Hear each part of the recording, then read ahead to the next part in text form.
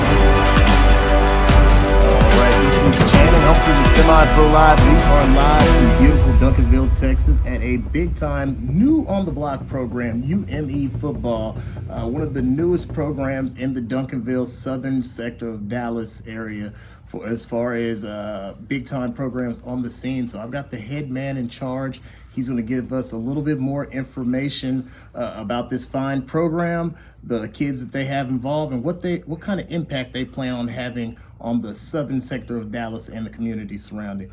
But before we get started, I'm also going to be here with another reputable media source. We got DFW Live. DFW Live. He'll also be chiming in with questions. And since I started with the voice and stuff, I'm going to go ahead and let DFW Live start us off with the questions. So without further ado. Coach Hardigan, good afternoon to you. Good evening. Good evening. How are you, sir? Your expectations for this upcoming football season at UME Prep? UME Prep being a second-year 11-man football team, there's a lot of growth that has to happen pretty quickly. Luckily, we were able to really get a lot of groundwork in the spring, work really hard in the summer. They've never had this before. They've never had a spring. They've never had an off season. But the work that we put in, we had a wonderful camp this week. I see very quick growth. I see us being able to compete with a lot of great teams that are in the area. Our league being a Texas charter school league, it's going to be very competitive for us. And my expectations are that we should make playoffs with this team. I honestly, with the hard work that they put in, the effort they put in every week in practice, especially during our spring, especially during our summers, these guys were to grind that they've never seen. They've never seen that kind of grind before, and they did it, all of them. So to see that kind of growth from them already has been fantastic. For all my coaches, we all believe that these guys are a lot better than we thought they could be at this point, just because of how much work they put in. As well, the hottest topic is the heat. Yes. How have you managed that with your players? So all summer long, we went 6 to 8 a.m. in the mornings. Working weights. So it was kind of a process of trying to beat the heat, but also parents have schedules, kids have summer jobs. So the goal was to really give them the opportunity to still work hard, still get that work in, but also not ruin their summer, right? And then we come into our camp and we were able to do 2 days before even 2 o'clock. We got them up at 5 a.m. every day. We worked from 6 to 8, gave them a great breakfast, gave them some meetings to kind of go over what we were going to do for the day, came out at noon, and pushed ourselves. We actually had a wonderful idea of coming out there with some ice towels and just toweling them off every 15, 20 minutes with ice towels. And these guys pushed themselves. I mean, today we had a scrimmage, and that was the only time we really felt like, okay, we pushed them a little too far. We actually had to cut it short. But the goal was to really see what kind of growth they could do in this heat, and these guys flourished. I mean, it was, you would have a kid maybe come out and say, hey, look, coach, I'm a little tired. Give him a little break, and he'd be ready to go in 20 minutes just because of the effort. We made sure that these kids were staying safe. So. All right. Well, I just have a couple of questions about the overall school and the program. Absolutely. So is the football program 2 years old, or is the actual facility and school 2 years old? The school's 10 years old. This will be their 11th year. They were 6-man for the longest time, and this is the first time they're 11-man. or actually, I'm sorry, the second year they're 11 men. Last year they were only about to play, they were able to play 6 games. So this will be their actual full first 11-man season.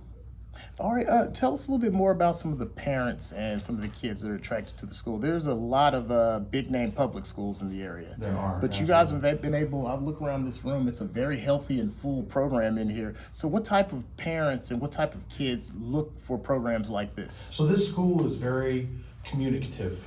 That's something that's new to really where I've come from. I'm actually from Las Vegas, Nevada, and to see the difference between this school and other schools in the area, it's very much first and foremost, we're communicating with the parents, 100%. And by doing that and giving those parents the options to really be involved with everything we're doing, it feels like that they can invest their kids, they can invest their families involved. And we have many families in this school that are actually brothers, sisters, all kinds of cousins that are involved because they believe in what we're doing here. It's very family oriented. The wonderful thing is that we preach team and family with these teams, with these players, but the parents are that way, and the staff is that way. Our administration is that way. Everybody believes in what we're doing, and it's been fantastic since day one. I took this job in January, and I couldn't be more blessed. It's been awesome. It's been fantastic. All right, well, with the rich tradition of youth football in this area in particular, what impact does that have on your program and the type of kids that you develop? My goal is to really put us on the map, and it's not when everybody says put us on the map. It's really nobody knows we're here, and the families that do here, it's word of mouth. It's kind of falling across us and barely finding out who we are, from somebody they know. And my goal is for us to be a face for another option. Public schools are wonderful in the area, but at the same time, you don't want it to be your only option. And being a public charter school, it gives us the opportunity to give somebody a different avenue, a different path. We talk about it as coaches. It's nice to, when you go into Duncanville High School and you're wanting to play a specific position, you walk into that room and you see 7 or 8 other really great players in that room. So it feels kind of full. It feels like you gotta, you may not have that shot. Well, here, that's our goal, is to kind of give somebody that opportunity that maybe they wouldn't have had somewhere else.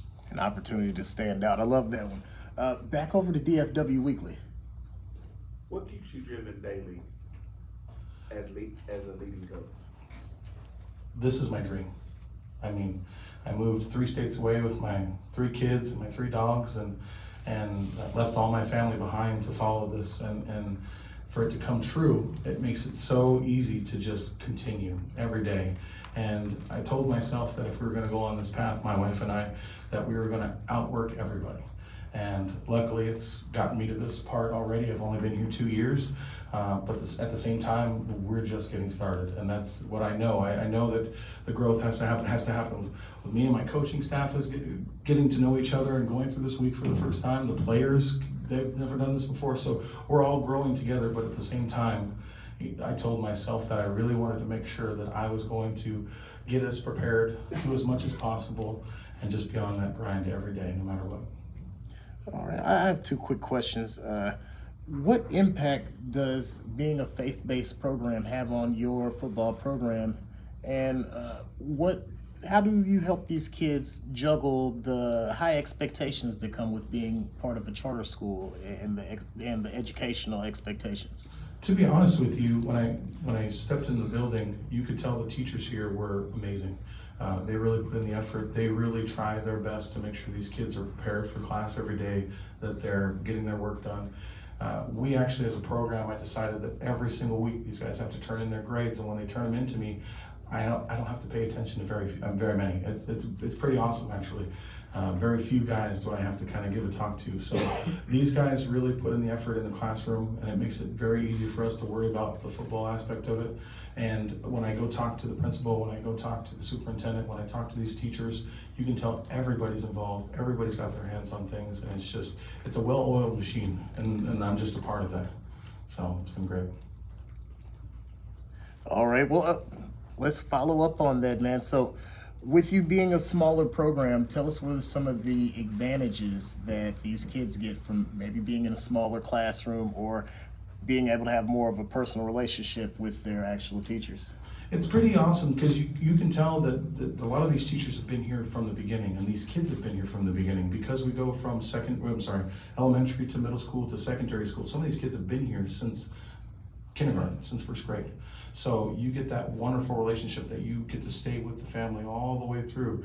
And when you start, we have a pool of 7th graders and 8th graders that are just coming along. They're going to be here the entire time they're through middle school, through high school, and they get to be a part of the program as well. So it gives us that advantage of, you may start as a 4th and 5th grader in this school and be able to grow and understand what we're doing here and fall in love with everybody that's a part of the school. And then as you get older, you get to be part of all the athletics and everything else we got going on at the school.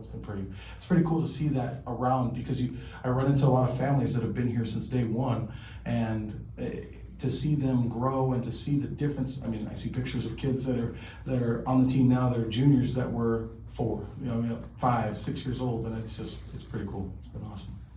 All right. Well, in a time of kids being viral on social media, kids having brand names by the time they get to your doors, I'm not going to name off any specific names, but you guys have some pretty popular youth sports kids from the area already in your facility. That's correct. What is your plan to keep those big name kids here for high school? My goal is to just show them love, honestly. A lot of coaches here, you can tell that their goal is to win games, their goal is to build their programs, but at the same time, I feel like I can show them something that most coaches can't, and it's caring about their actual personalities and who they are, and growing them as a man, and trying to understand that, look, football is a way of life right now. It's our goals for the future, but at the same time, you got to have plans for after that. So a lot of the goals that we have as coaches are really trying to build these men up and trying to make them, God-loving men, and trying to push them to be great character men at the same time, and not just, okay, hey, I love your football skills, I want you to be here, I want you to succeed for us, help us win games, and then when you're not here, it's no longer a problem for us. And that's something that I see somewhere else that I don't like, and I'm trying to be the opposite of that in my opinion. All right, well, this is a new aspect to actual high school football. It's new because it's something that didn't exist as much, or over the table exists when I was in high school. But how do you deal with the new aspect of actually having to recruit some of your kids? You guys are chartered. You guys don't have a traditional school district where you're allotted a certain amount of kids that you're going to come in the door. So what are some of the things that you guys are doing to reach out to the community and just keep this vibrant athletic community that we have here in Duncanville involved in your school? So the process is that, it is a public charter, so it's not like a private school where we're kind of able to pick off the list. If somebody were to sign up for the programs, they have to go through a vetting process. They have to be through that list and kind of work their way up. But at the same time, our goal is to really push out to the youth and understand, like I said, to give people other opportunities. And so by doing that and getting our youth, we have 8th graders now that are going to be on varsity. That never happens. Or we have freshmen that are on varsity, and that never happens because of how small our program can be, or is right now. And so our goal is to kind of push that youth, try to get them more game time, get them more game film, make them be seen a little bit earlier than they would be in any other program. And that's how we can kind of push to get more kids into the program and make sure that we can continue to grow. So kids can come here and actually have an opportunity to play or participate in varsity football as an 8th grader in Texas. That's a big deal. Yes, absolutely. I can tell you right now, one of our captains is actually a freshman. So that's something that's almost unheard of at any other program, because you don't believe that can be an option. And so with us being a little bit smaller, this room being a little bit tighter, you can see a lot of these kids that are a little bit younger and underclassmen overperform, outgrow, put in the work, and be able to get playing time now. So. All right, Coach. Well, DFW Weekly, you have any follow-up questions? Well, we'll take a short little break and let you recharge the battery, and we'll talk to some more of these amazing coaches and athletes here at UME Media Day, live from Duncanville, Texas. Thank you so much.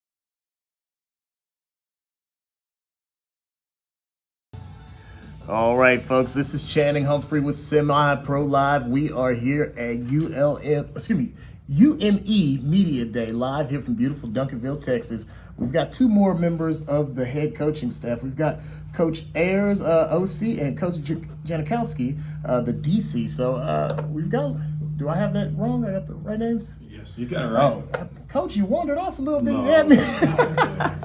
All right, man. Well, let's just get started. We'll go left to right. Just tell us a little bit briefly about your football and coaching history. Okay, so I've got a lot of experience as a coach. I was a corporate lawyer for 35 years. I like that experience a little bit better.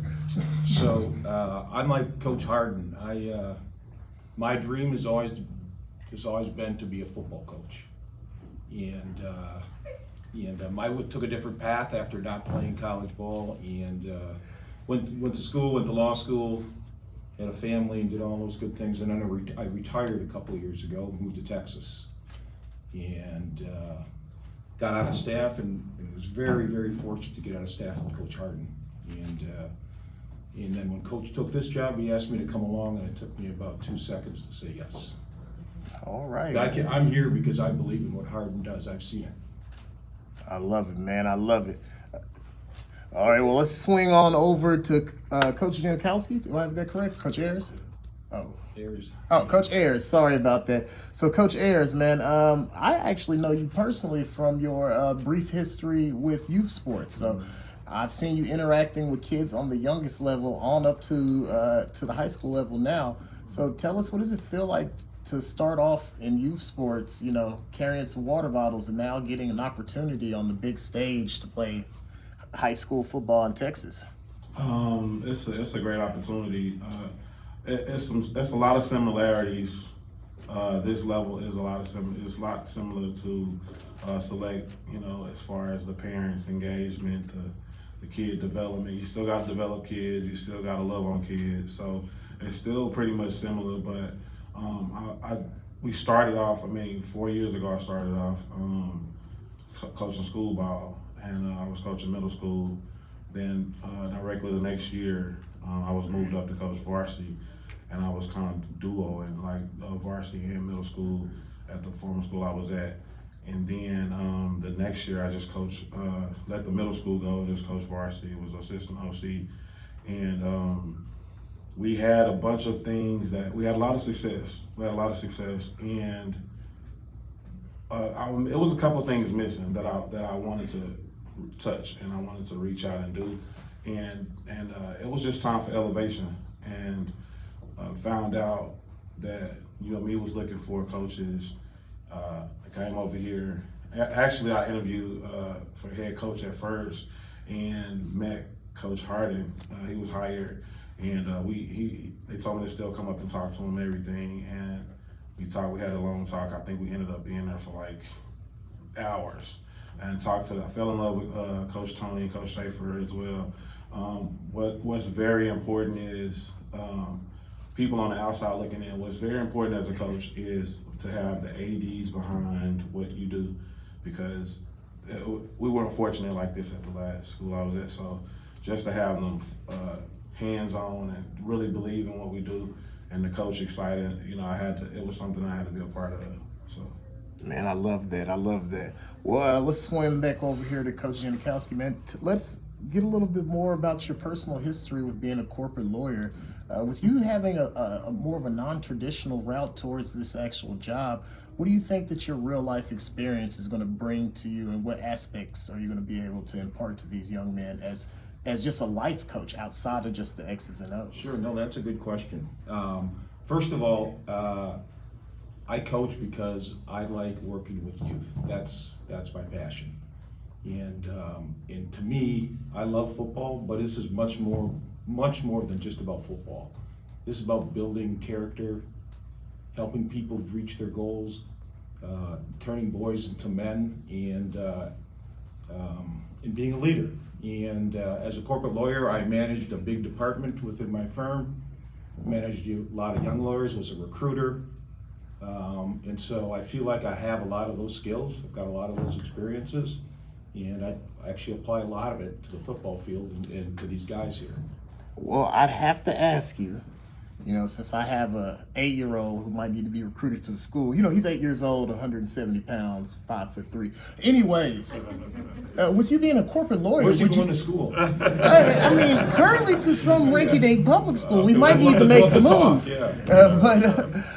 With NIL arriving on the scene and the landscape of it constantly changing, do you feel that your background gives you a little bit of experience when trying to guide these young families and these young students into basically the wild, wild west? Sure, yeah, I mean, I was a business lawyer. We had good fortune of representing athletes. I've done some of that.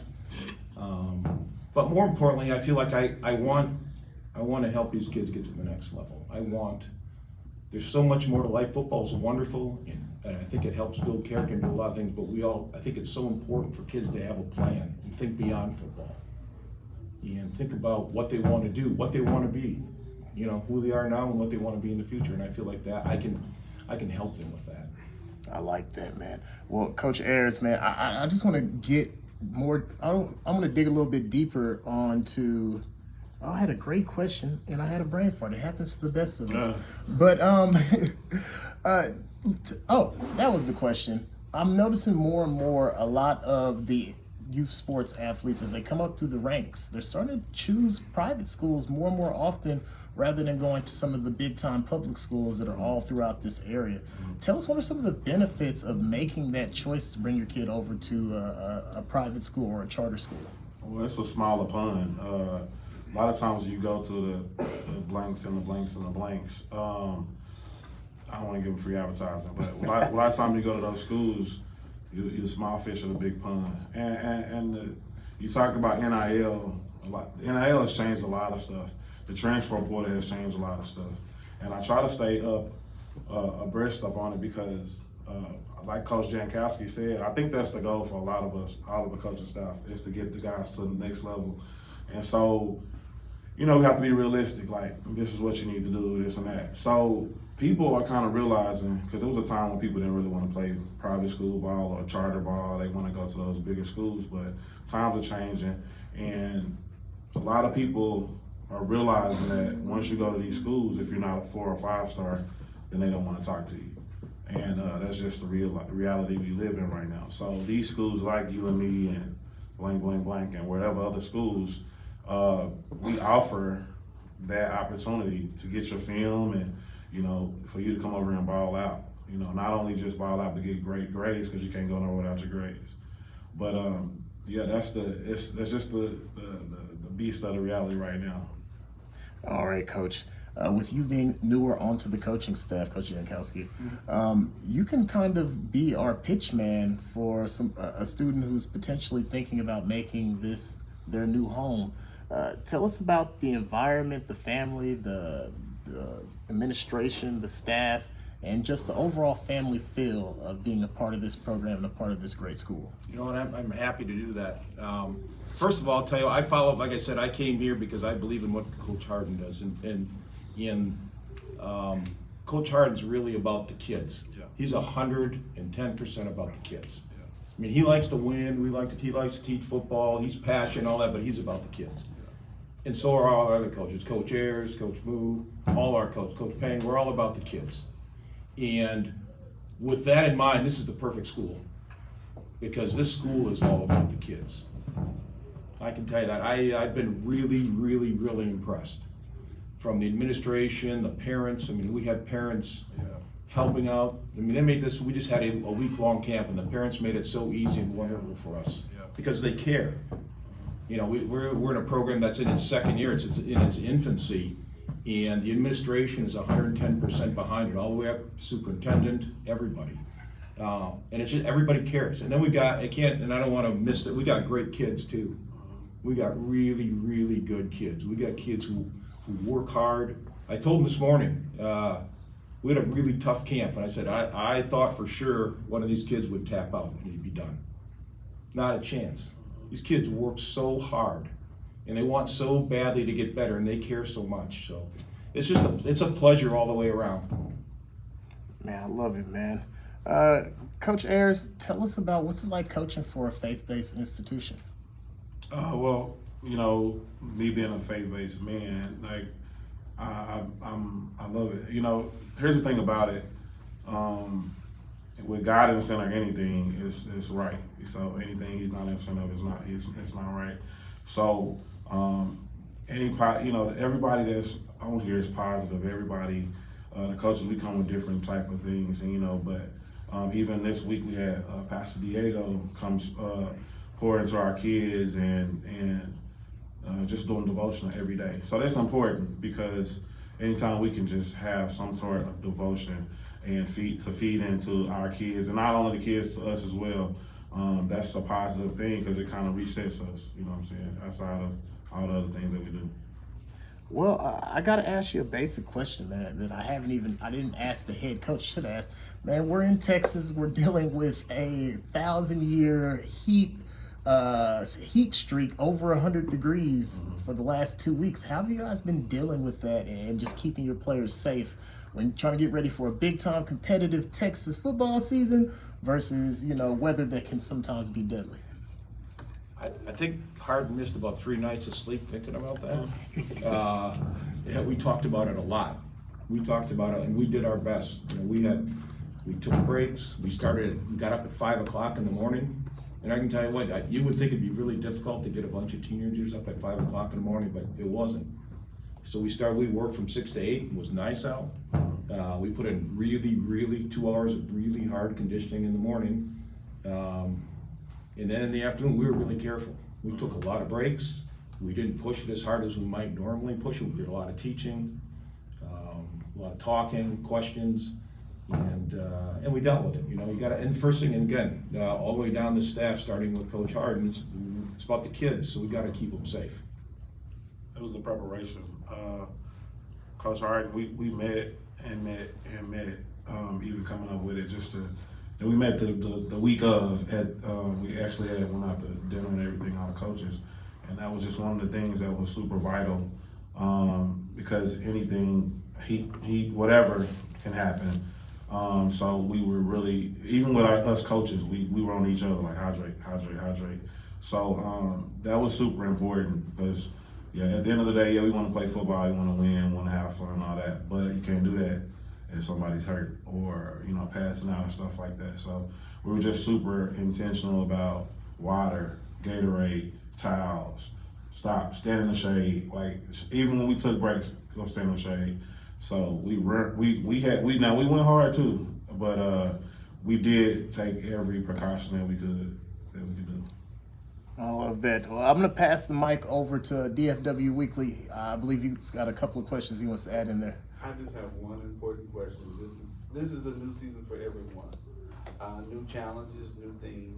What is one word you hope to describe the season for both coaches? Mine is championship. That's what I want. That's it. We're capable. Man, we're. If you would have been at the scrimmage this morning, you'll see. These boys are hungry, and it was a lot of. I would say even a lot of y'all were at the spring game, a lot of the parents at the spring game, but today we went for about maybe a good 20 minutes hard, 25 minutes real strong, and the competition level was like they were going at each other like, oh yeah, I'm gonna outdo you. So I mean, just to see that, you kind of. If you any kind of athlete or whatever, just to see that, you kind of make your hair stand up on your neck because, you're only going higher, you can't go down. But it starts from the top. Coach Harden is like a firecracker, so we come here every day. Then we yelling, I'm yelling, I'm jumping around, I'm high-fiving, Coach Lou out here dancing, Coach Payne is high-fiving, jumping around. It's a lot of stuff going on, and we really enjoy it. The parents in this room, we really enjoy this, So that's why I want the championship. We got all the ingredients. So I was going to say championship too, but I would sound very smart if I said that now. But I would say family. I would really say family. For me, this is about building a family, something that's lasting, and that means not just the players. The parents, the administration, the school, everybody. Really like to see everybody buy into this and make it a family affair.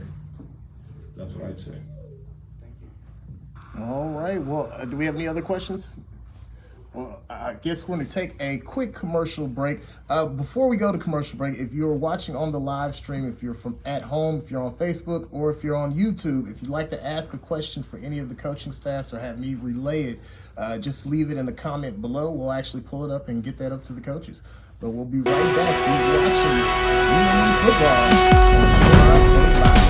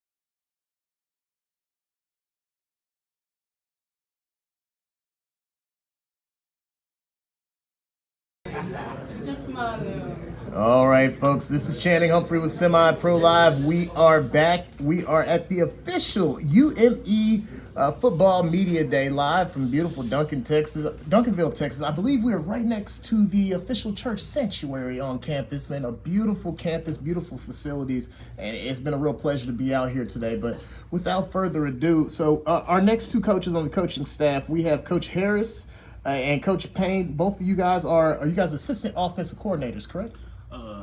I actually coach the D-backs and the receivers, so I'm on both sides of the ball.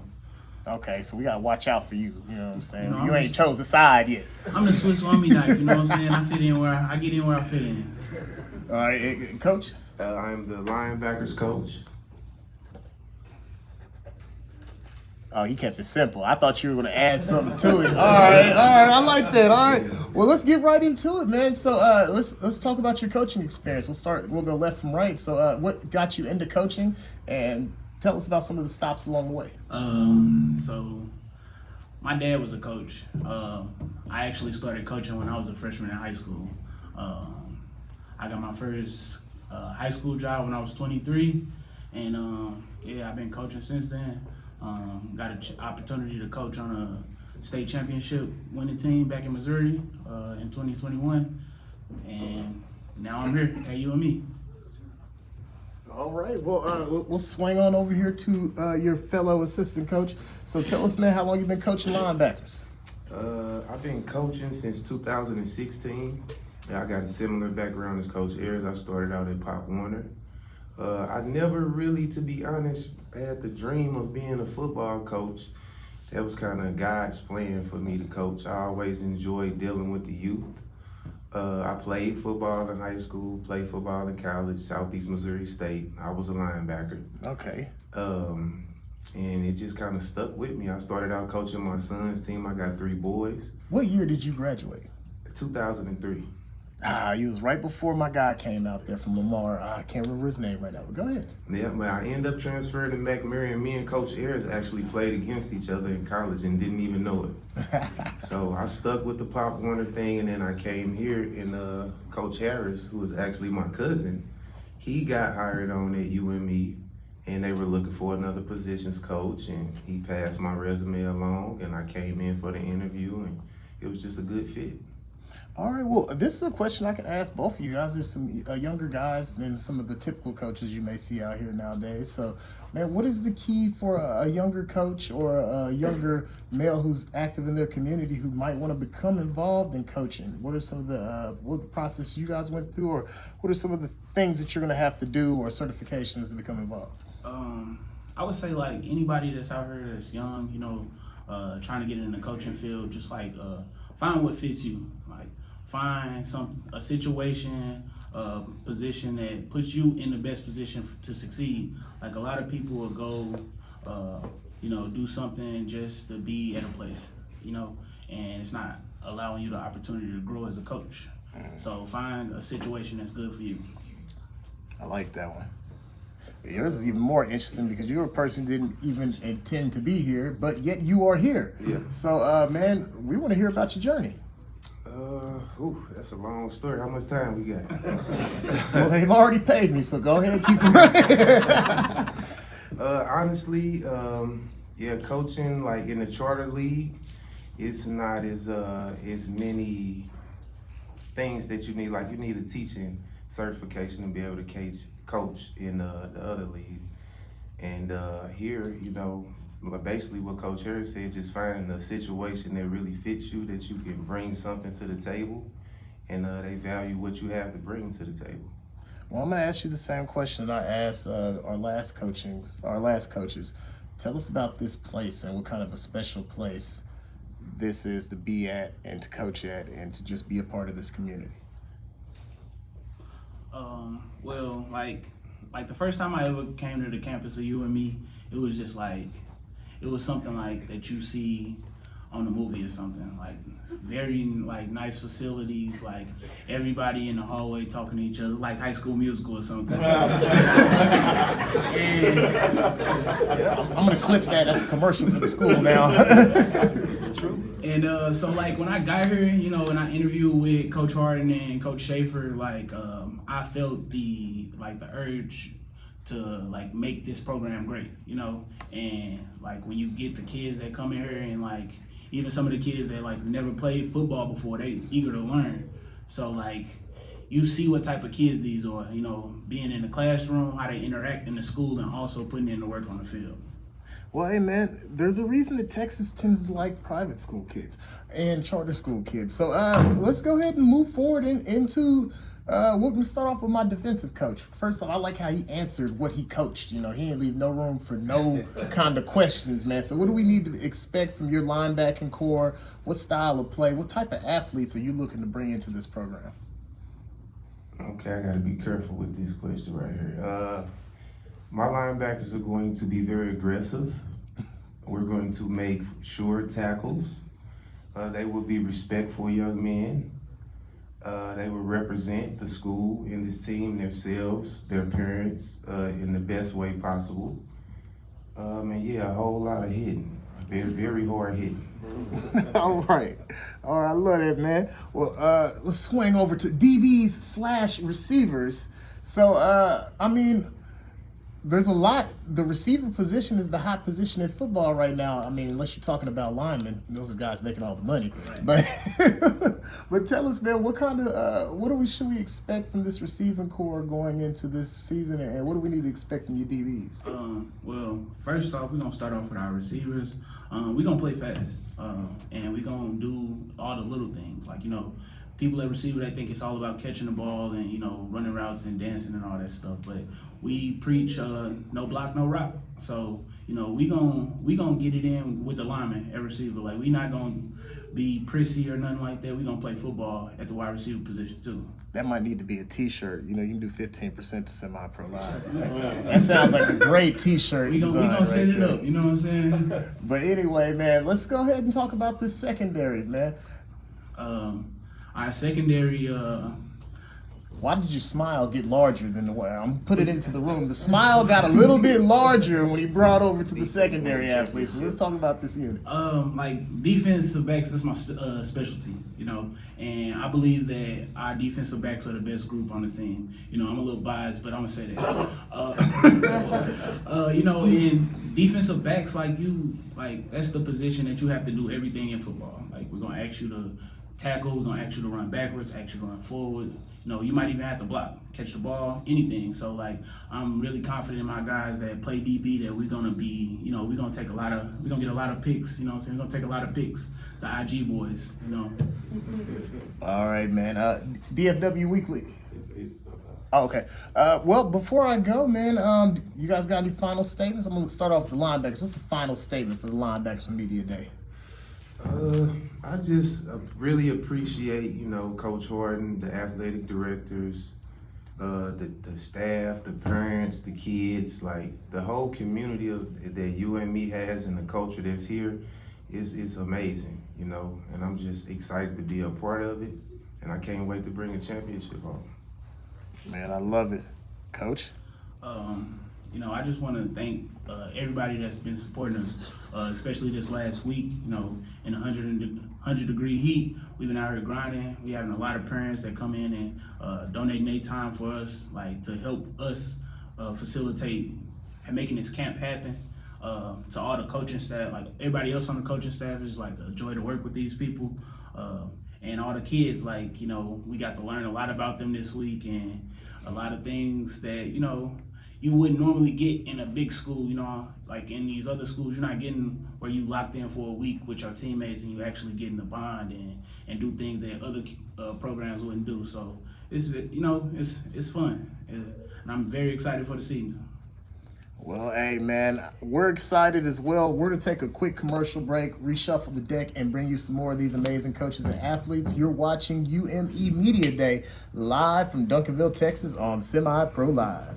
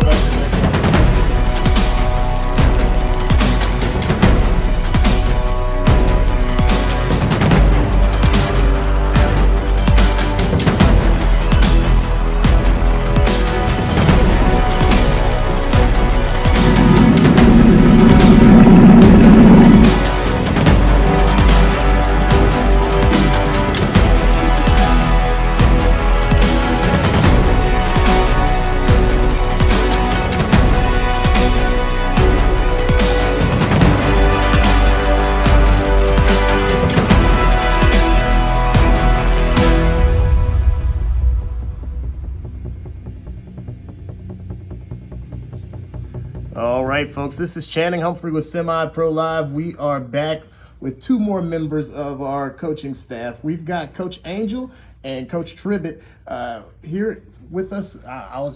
Did I mess up your name, Coach? Yes, sir. Tribbett. Tribbett. Yes, sir. Okay, I'm so sorry about that. Please forgive me. But let's get right into it, man. What positions do you guys coach? I'm the running backs coach. Okay. Yes, sir. And I coach whatever needs to be coached. All right, so you're the jack of all trades. You're getting the film, you're charging people up, you're making sure that we got all. Basically, you're the most crucial coach up here. No, you sure? Don't let him lie to you. Absolutely. He's the one who fills in all the gaps. Yes, but all right, man. Well, let's get right into it, man. What do we expect from this running back staff coming into 2023? I expect them to play at a high level. We have a very talented group, and I expect them to get upfield as fast as they can. These kids are really fast, and I expect them to. When there's somebody in front of them, I expect them to run them over, and I feel like they're the best group on this team. Hey, man.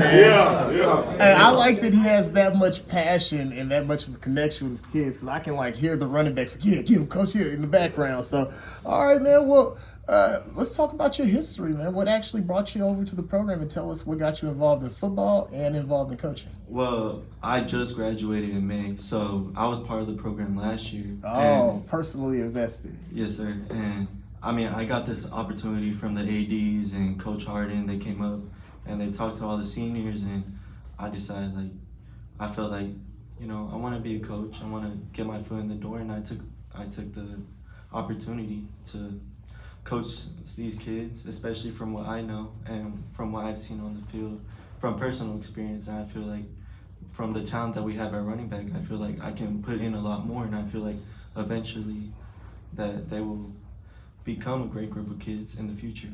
Man, I love that aspect of it. So, well, before I was going to start into some deep questions already. Well, Coach, tell us about your history and what actually got you involved in the program. So I've been at UME for the past 10 years. Oh. I coached Angel for the past 6. Okay. And, you know, I coached him in junior high 7-on-7s. Coached him on the JV team, varsity team, 6-man varsity team. And I do want to say, just overall, this team is ready to play. Usually it takes our guys 2 or 3 weeks to get home, but this camp that we've had this week has helped so much. They've come together, they're playing as a team already. So as someone who's been a part of the program for so long, what's been so different? Because I was going to say, is it the switch from 6-man to 11-man, but this is year 2 in 11-man. So what's special about this season compared to some of the past? Well, we started preparing earlier. I coach baseball, so they start preparing even during baseball season. And we've been doing off-season conditioning, been doing summer practice. We had this camp all week where we will continue conditioning. We install plays and offensive sets, defensive sets, and I mean, buy-in from all of our players is absolutely amazing to me. That they're all working together to succeed, and they all want to make the playoffs. They're not doing it like you were talking before about Duncanville or whatever other school. There are kids on that team that are just on that team to wear the jersey. Here, yeah, they're wearing the jersey, but they're here to play football. I love that, man. I love that. Well, I'm going to swing over to your counterpart. With a little weird history, my little brother is the 7-on-7 coach at Lamar High School. He actually started the job being the 7-on-7 coach after his senior year. They invited him onto the coaching staff, and he's been there for 20 years now. So, man, tell us, what is it like having this unique opportunity to be able to not only coach at your alma mater, and to have this unique relationship with the running back room, because it's not often that a coach comes from the same running back room that he's coaching. Well, I feel like that I have a more personal relationship with everybody on the team. Like, it gives me more in-depth into what people are thinking, how they feel at all times. Like, I feel I have better understanding than what other people because I played with these guys, I went to war with these guys, and I feel like I have a better understanding than most people. So with you having that relationship with your running back room, do you feel that you can maybe hold your running backs more accountable than some of these other coaches can really hold their rooms, just because less than a year ago you were a part of that room? Oh, yes, sir. I feel like now that I'm their coach, that they respect me a little bit more than I was a player, because they understand what I've been through and the years prior, how I've climbed up the ranks, and I feel like they really respect that I'm really here for them. And even as a younger person, they really respect me more. Now, before I swing over to your counterpart, how many foot races have you been challenged to? Not that many. I think they're too scared that I'm gonna dust them. See, usually when you get into coaching, you've lost some ligaments. You still got all your ligaments intact when you come in. All right, Coach, man. Well, we're gonna swing over here to your counterpart. With you being involved with this program for so many years, pretty much since its inception, tell us about the mood and how the mood in the room, the mood with these parents, the excitement that's been built up for this one compared to some of the other years. So, in the past, we've always had players that were excited, but this year I think it's the first year we've had the team be excited. I like that one. Now, before I go ahead and we're going to take another commercial break, you're our longest standing coach on the staff. So, man, if someone wants to give us a good reason why parents should bring their child to this facility. So, I was actually thinking something about that last night, and I feel that our current coaching staff is more about not just teaching kids how to play football, but preparing them to become better. I like that. I've seen a corporate lawyer. I have a running back fresh off the staff. We've got a 10-year coach.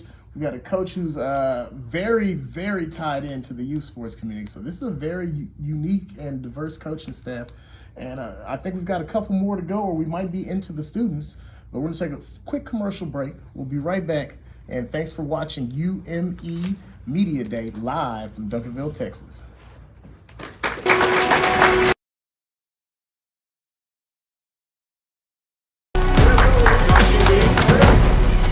Semi-Pro Live is now a shop affiliate.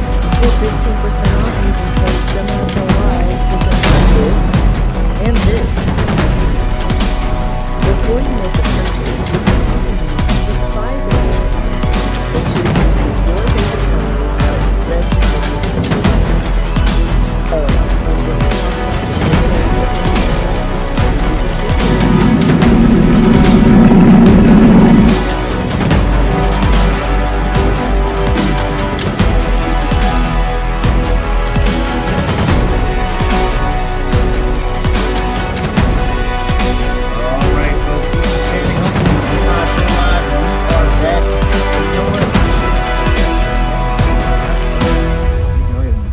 And then make sure we have all these awesome athletes in the picture. So this is our quarterback room for UME. These are going to be the guys who are at the helm. So we've got Aaron, Connor, and Austin. So let's get your full names and what year. So we'll start off left to right. Aaron Viela, 2025. All right. My name's Connor Tapa. Yeah, I'm the same grade as him. Okay. I'm Austin Dennis, and I will 2028. All right, man. We got a youngin in here. All right. Well, tell us what you guys are at the head of the program. You guys take a lot of the responsibility when times are bad, but when times are good, you guys are big man on campus. So, what's it been like being the head of this ship as you guys get ready to head into 2023? Yeah, so it's definitely been interesting. I mean, as much as I like our other coaches that said, we have a great group of teammates here. You know, we work hard. I see it in them every day. Like they don't quit. They just don't quit. All right. Well, we'll come over here to number 5, man. A coach once told me the rest of us play football and quarterbacks play quarterback. You guys could probably explain that quote more than anyone else. So, what are the differences and responsibilities and sets of pressure that comes along with just being a quarterback? Well, I only don't play quarterback, but yeah. Athlete, I feel you. Okay, yes, okay. But I feel like quarterback is one of probably the most important positions on the field. You know, you have to lead the team. You have to, you know, be the person that gotta, you know, throw the ball, pass the ball, run the ball. You know, you gotta do everything. But also, it's also like a great opportunity to, you know, be appointed as one of the leaders of this team. I love it, man. I really love that. All right, coach. I mean, excuse me, calling you coach already. Well, I guess I'm comparing you to your running back coach. So, an 8th grader preparing to play varsity football in the state of Texas, a rare opportunity that not a lot of young athletes get a chance to have. Tell us, how have you been preparing, and what does this opportunity mean to you? I'm just thankful for all my coaches and then these 2 guys constantly pouring into me every day, pushing me to my best, just really helping me to become the player that they know I can be. And my confidence, spring, I wasn't sure about what I could do, and now, you know, I know what I can do, and I know that I can push myself to levels that I didn't know I could do in spring. All right, I got a question from online. We got Moo Harris. Ask Austin why they call him Sunshine.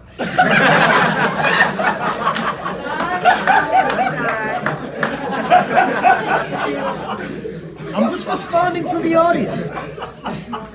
Monday night, we watched Remember the Titans, and that's how they got my name. After the movie, Coach Harris came up to me and he started calling me that, so now everyone picked it up. But actually, he's been calling me that since he first got here.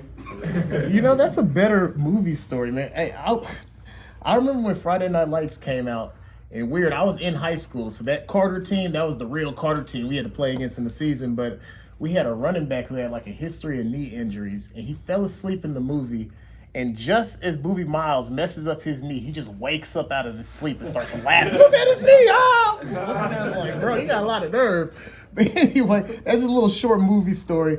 But let's just bring it back over to our more senior quarterbacks, man. So a lot of changes in the program, but everything's pointing up. You've been a part of the program for multiple years now. What are some of the key differences you've noticed going into this season? Definitely the change in staff, you know, like as of this year, or as of this season, I should say, I feel like we're more connected with our staff and they're more like into us, as like in the way that that I couldn't describe it any other way because I don't know. I like that. All right, well, I'm gonna just build onto what your teammate had said. So, what are some of the things that this coaching staff is maybe doing a little bit different that allows you guys to be more connected or a little bit closer as athlete and coach? He had one off the dome. With this coaching staff, I feel like I'm more connected than I've ever been. I played football when I was young, and I was always one of those kids that got pushed aside. But in this program, like the coaches don't just push one kid aside and show like there's a star player. Like this coaching staff shows everyone is important on this team, and everyone should be able to play and continue to succeed. With it being a smaller program in size, do you feel that you get more opportunities on the football to maybe play more positions or to showcase more skills? I think so, that too. I mean, we are a smaller school than obviously public schools, and it gives us more opportunities, but I believe that we can succeed with our coaching staff. We got to swing over here to the we can't even call you a freshman, the young 8th grade phenom. We're gonna have to make up a name. So have you decided, since you're kind of like making history with it, like what are you gonna call 8th graders that play varsity football? Are you gonna be like, I don't even know how to put that word together, but I'm gonna call them Sunshine. It's the Sunshine year. You have to be blessed to make it there. But anyway, man, what have you been doing to make sure that you are physically prepared to play Texas varsity football?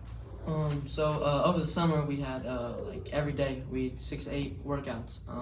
And this week we wake up at 5, 6 to 8. We're conditioning on the field. We got gauntlet, we got coaching carousel, we got 100 yards, sprints. Everyone on this team has been just working hard to get their spot and to show that they can play.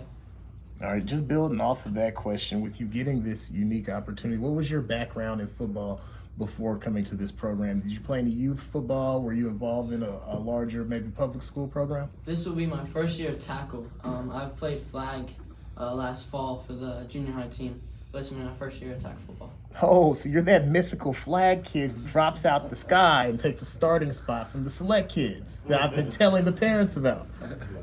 Okay, well, But anyways, we'll swing back over here to our more senior quarterback. So what year are you actually in the program? You gave me a number, but I'm old. You're a freshman, sophomore? What? I'm going to be a junior. Going into your junior year. Hey, I'm going to be honest. The junior year is a good year. You get the responsibility and the respect of the leadership, but if anything goes wrong, there is tomorrow.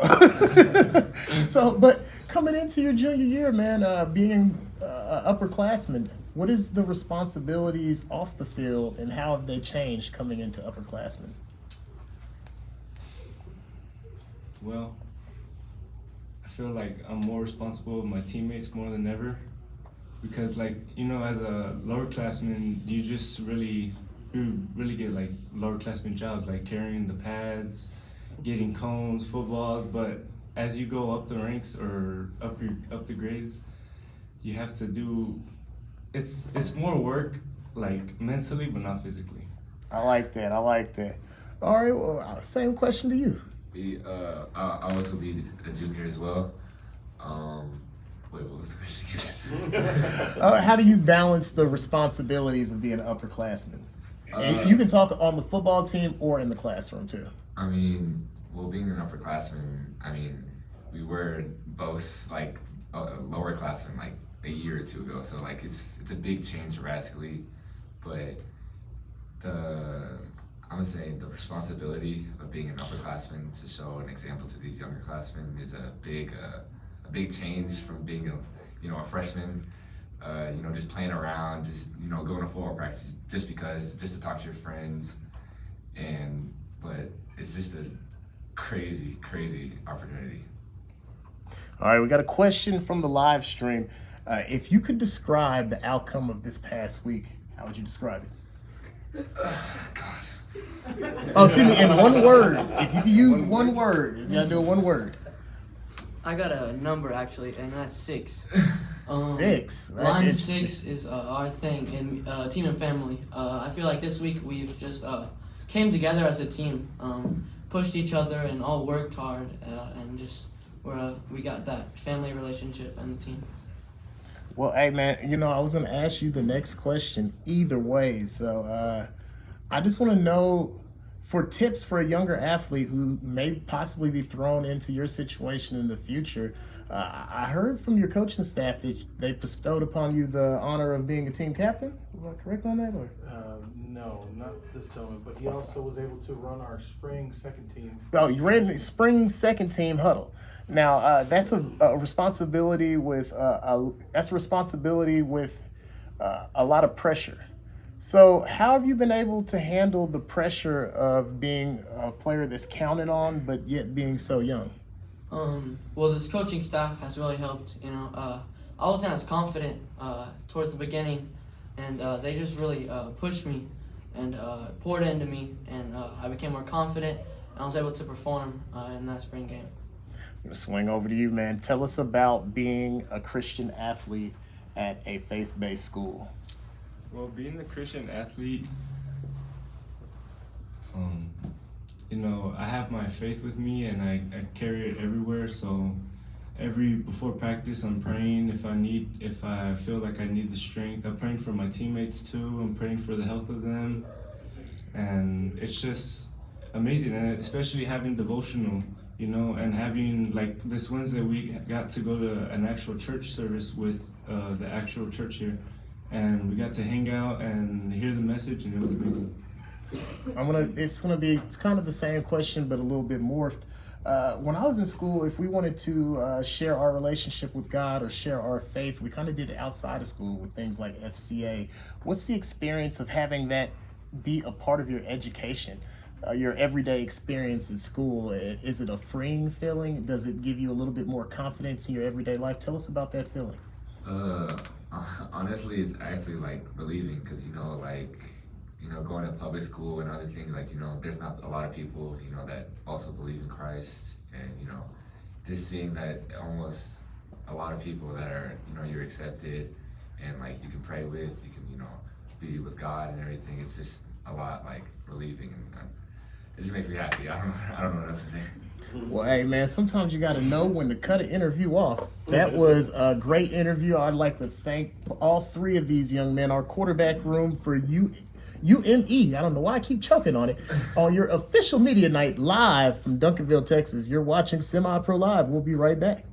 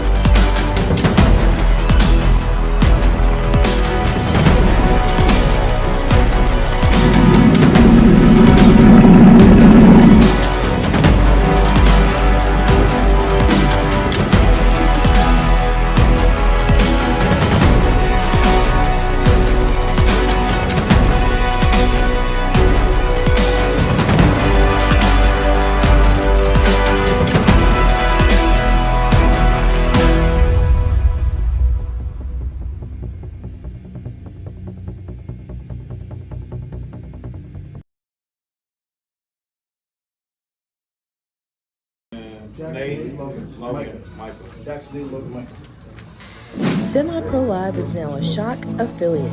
Get 15% off using code SEMIPRO LIVE for things like this and this.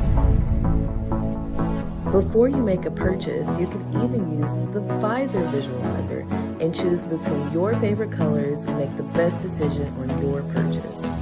Oh, and did we talk about the giveaways that they're sending? See you this weekend.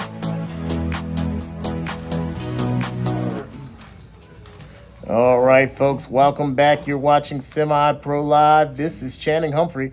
I'll be your host today, asking most of the questions, but we've got the running back room, man. So this is going to be an interesting interview, man. So before we get started, I'm going to have each athlete give us their first and last name and classification. We're going to start off with my man to the left. Jackson Wilson, 2027. Nathan Nelson, 2024. Logan Shaw, 2024. Micah Harris, 2026. All right, well, let's get right into it, man. So The running back room, you guys are the guys who kind of set the tone for the team. Most teams in Texas, whether they're shotgun spread, they're going to be a heavy dose of running 60% of the time. So tell us what's it been like playing running back at this school, and what's it like being in this running back room? I can say definitely. Like, I wouldn't rather have anybody else to be paired with their running back. This is just a great group of guys to, be able to, trade off and run the ball with. And we got a great coach, Coach Angel, our main, and Coach Ayers helps out, but, Coach Angel, he makes sure, we do what we gotta do, and he corrects us when we're wrong, making sure we get everything perfect. And, we're gonna be something. Let's talk about some of the demands of the position and how it's changed. You guys are finding yourself having to be more and more receivers as well as a ball carrier. What are some of the things that you do to make sure that your skill set is diverse and ready for Friday nights? So, Coach Angel, we do a lot of footwork drills and we do a lot of route running drills and stuff. We do a lot of catching and all that. And then, With a new program, there's always a lot of change. Well, not a new with the new program, there's always a lot of changes. With this program, you guys have a new staff coming in, some new plays coming in. One of the things all staffs depend on is your running back being able to be plug and play. So how are you guys been handling the responsibility that during this time of transition, the team may be leaning on your position group a little bit more than usual? I'd say we've been handling it pretty well, like Jackson said, I wouldn't be with any other group up here. I've been with a lot of different groups of running backs, very physical guys, but one thing that stands out, especially with this group, is, we dog each other and we hold each other accountable. I mean, there's no slipping up with us. All right, what's it like, man, having a running back coach who came out the room last year, man? Well, I definitely think that we have a connection with him. He's such a great coach. I played with him last year, and he really just pushes me to be a better person and a better running back every single practice. Man, we're going to swing over here to our captain. Man, tell us about some of the demands that your coach has been able to put on you, because he's someone who played the position and at a high level recently. So tell us about some of the demands and how he can hold you accountable in ways that some of the other coaches just may not be able to. He knows what hard work we got to put in at this position. He done it, he lived it, and he can just hold me accountable to make sure I'm keeping the RBs in check and the whole team in check, and pushing myself to the hardest that I can, and just taking them on with me, and pushing myself to the max. I saw you perk up a little bit on that question, man. You would like to follow up on that a little bit? What was the question again? With a running back coach who's fresh out the running back room, he was playing with you guys last year. How can does he hold you accountable in ways that some of the other coaches just may not be able to, because he can still put on the pads? Yeah, he definitely is different coming from him, because it's like I feel it differently, because like he was like in the same position I was in like not that long ago, like that last year. So like.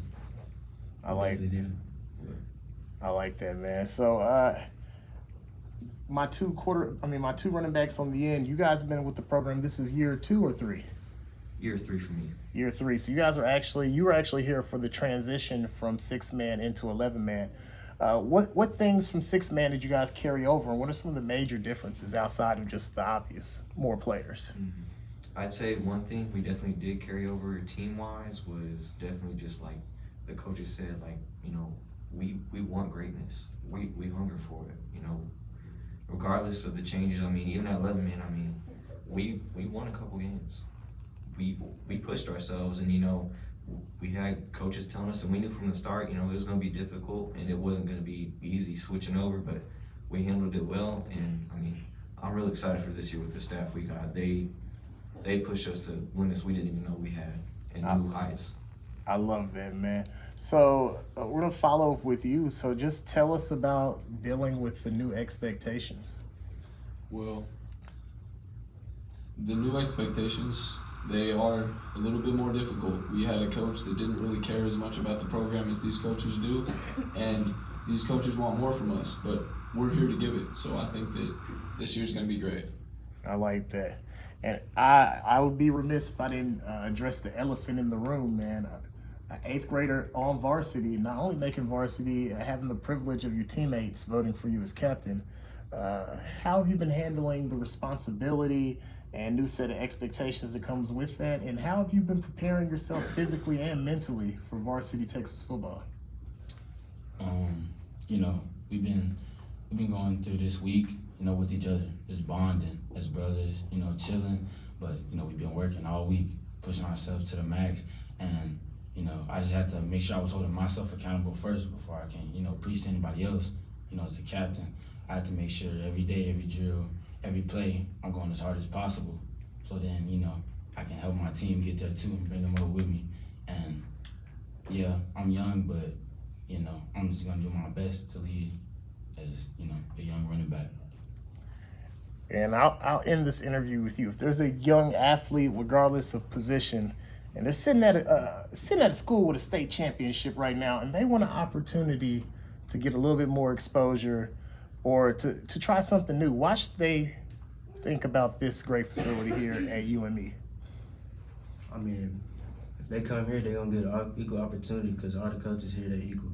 So like, if they come here, it's not gonna be no favoritism. The coach is gonna look at you the same way they look at everybody else. You're gonna have to work hard to get what you want. I love it, man. Well, hey, look, that was a perfect final word. I'm gonna go ahead and let me check real quick. I might have some questions from the live stream. Make sure. Actually, I do. Okay. Well, we'll just go over. So we got a Let's Go number 42. We got a Woohoo, ready to go, Jax, and ready for some football. All right. Well, we didn't have any actual questions, just some comments of support. But we're going to take another quick commercial break, and we'll be right back with our next position. You're watching UME football live on Semi-Pro Live.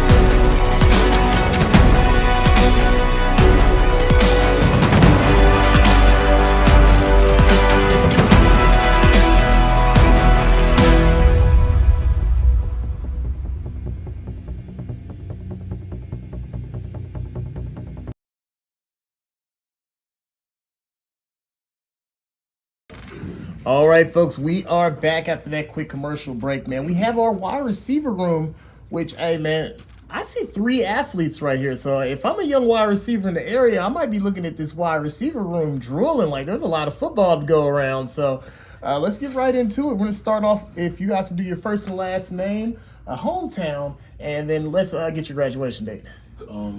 William Barnes, Orlando, Florida, 2025. Anthony Cortez, Dallas, Texas, 2027. Noah Ramirez, Grand Prairie, Texas, 2026. Hey, actually, I covered you in 7-on-7. I can't remember what team, but I covered you in 7-on-7 either this year or last year. But let's get right into it, man. So the wide receiver room, the prima donnas. Well, you don't actually have to be prima donnas when there's only 3 of you guys. So that means the tight ends is getting some love, man. You guys are getting all the balls you could probably handle at football practice. So, man, tell us, what's it like being in a wide receiver room where you're going to get a lot of opportunities and a lot of targets? It's really great because, like, we get a lot of chances at practice to actually work hard and work with our teammates. And, with the wide receiver room, you always have to have hands, right? And as our coach says, everybody got the same talent, but everybody ain't got the same talent, but everybody can give the same effort. So all the wide receivers have to give effort. To be in this position, you have to give effort. Man, let's talk about the effort and the pressure. You're at a position where you may come into a game, you drop 2 or 3 footballs, there's nobody to come rotate you out. So, I mean, let us know how you deal with the pressure of being in a situation like that and knowing that your team is depending on you to perform and there's not really a next man up.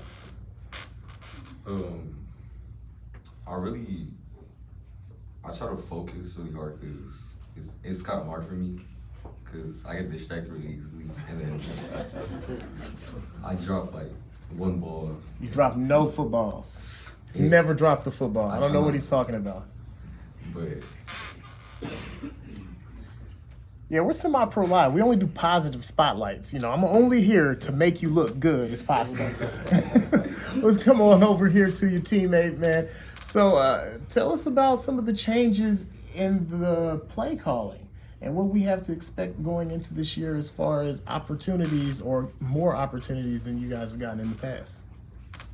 So it's my first year coming to this school. So I'm not really familiar with all the plays, nothing like that. I got a better question for you then.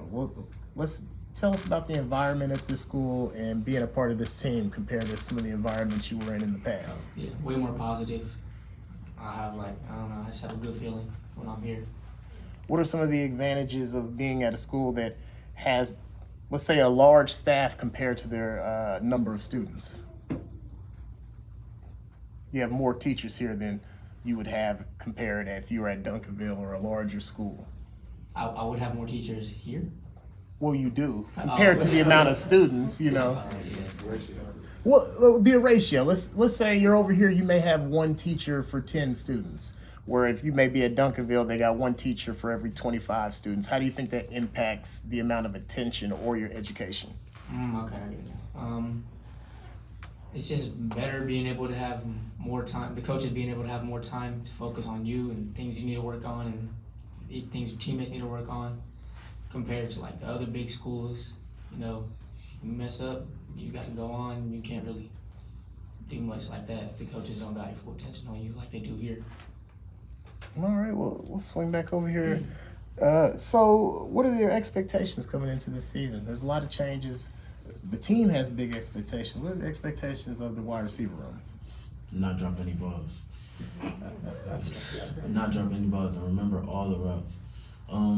Wide receivers is everybody really thinks it's physical and running and you gotta be fast and swift. It's really more mental than anything, because if you don't know the route tree, you're not playing at all. I'm not going to say personal experience. That just rings true.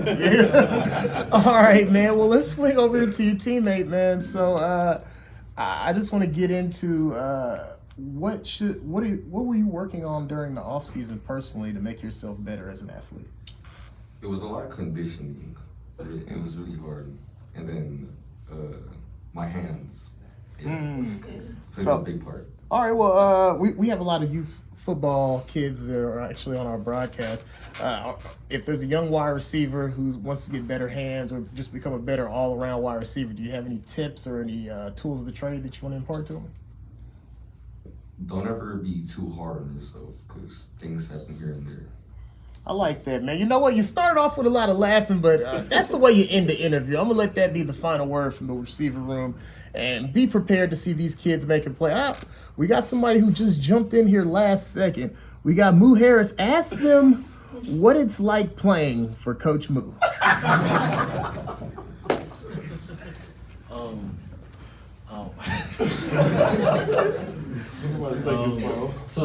So playing for Coach Moo, you know, he's strict at times. You know, he has his days like every other human.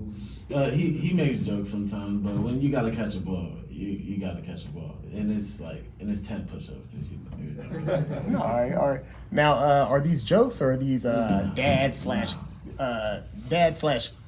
coach jokes? I'm serious. All right. Well, we'll let that be the final word, and we'll come right back. And this has been our wide receiver room at the you guys are tearing me up, at the UME Media Day live from Duncanville, Texas. We'll be right back.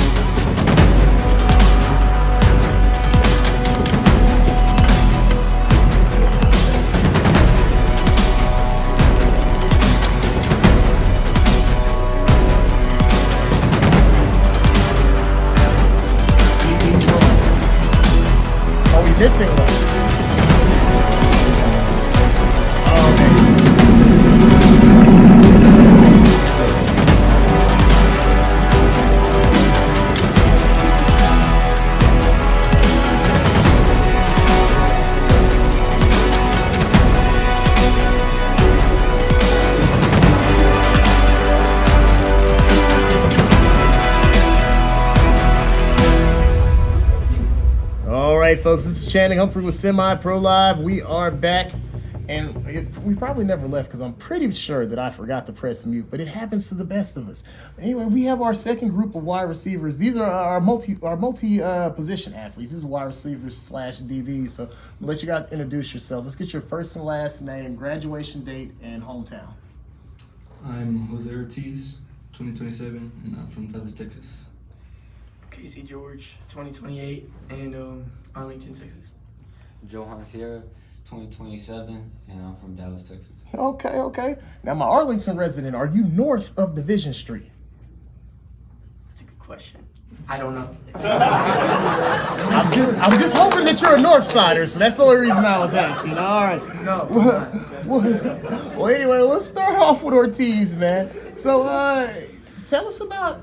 Well, first off, tell us about having your DB and wide receiver coach being all in one. And I mean, which one of you guys does he favor? He wouldn't tell us. I definitely think he favors DB. Yeah. Okay. All right. Well, how long have you been playing football? Oh, this is gonna be my first season. First season. So is this your first pad season or first season in football in general? First season in general.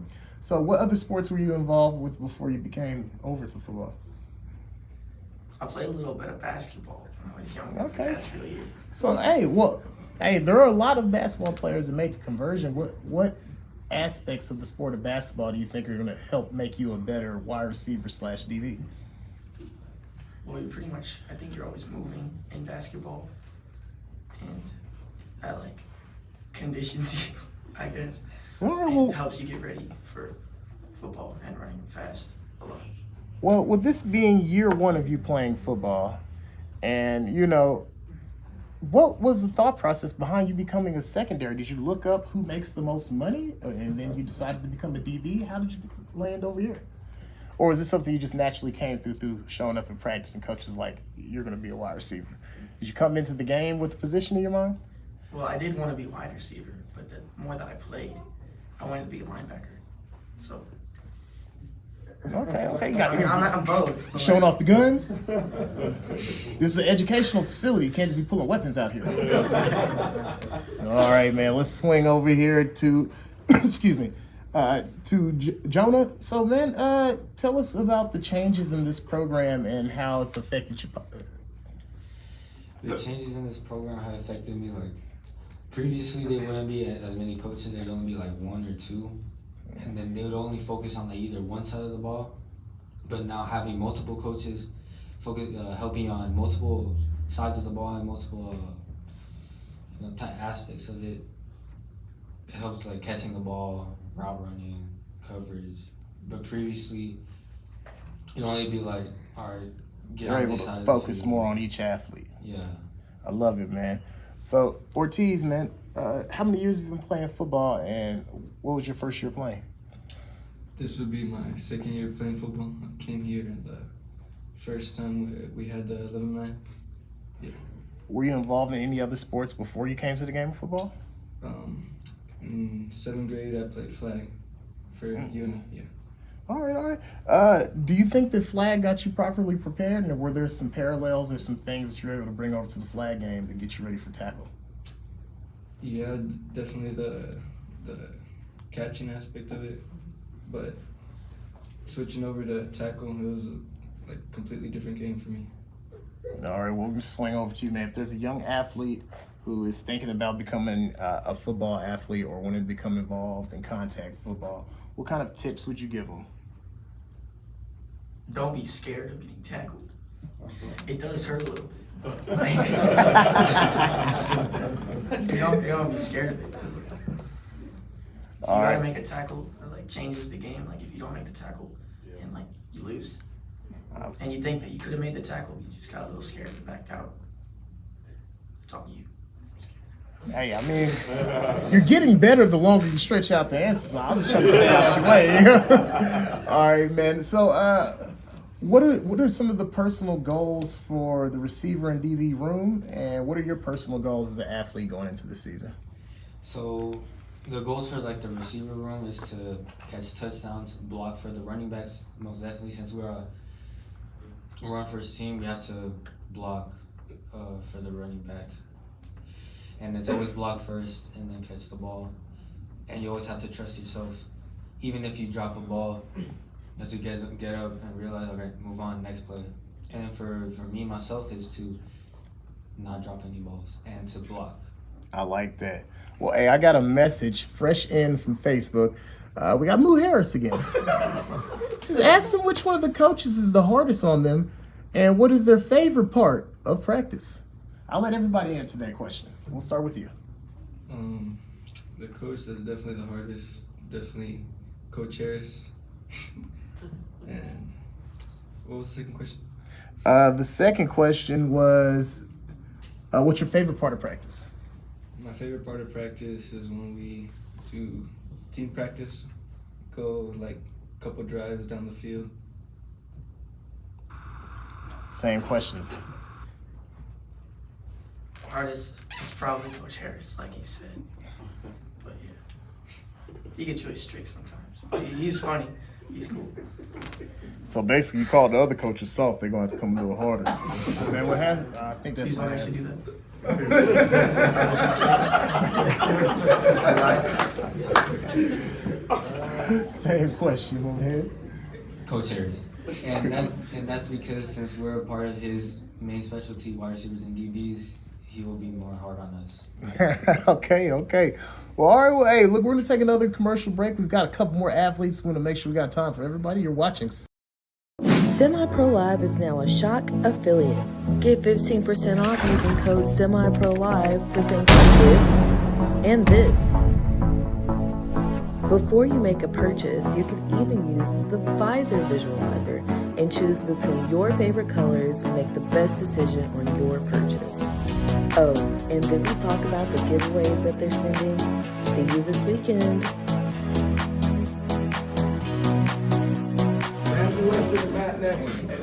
All right, folks, we are back.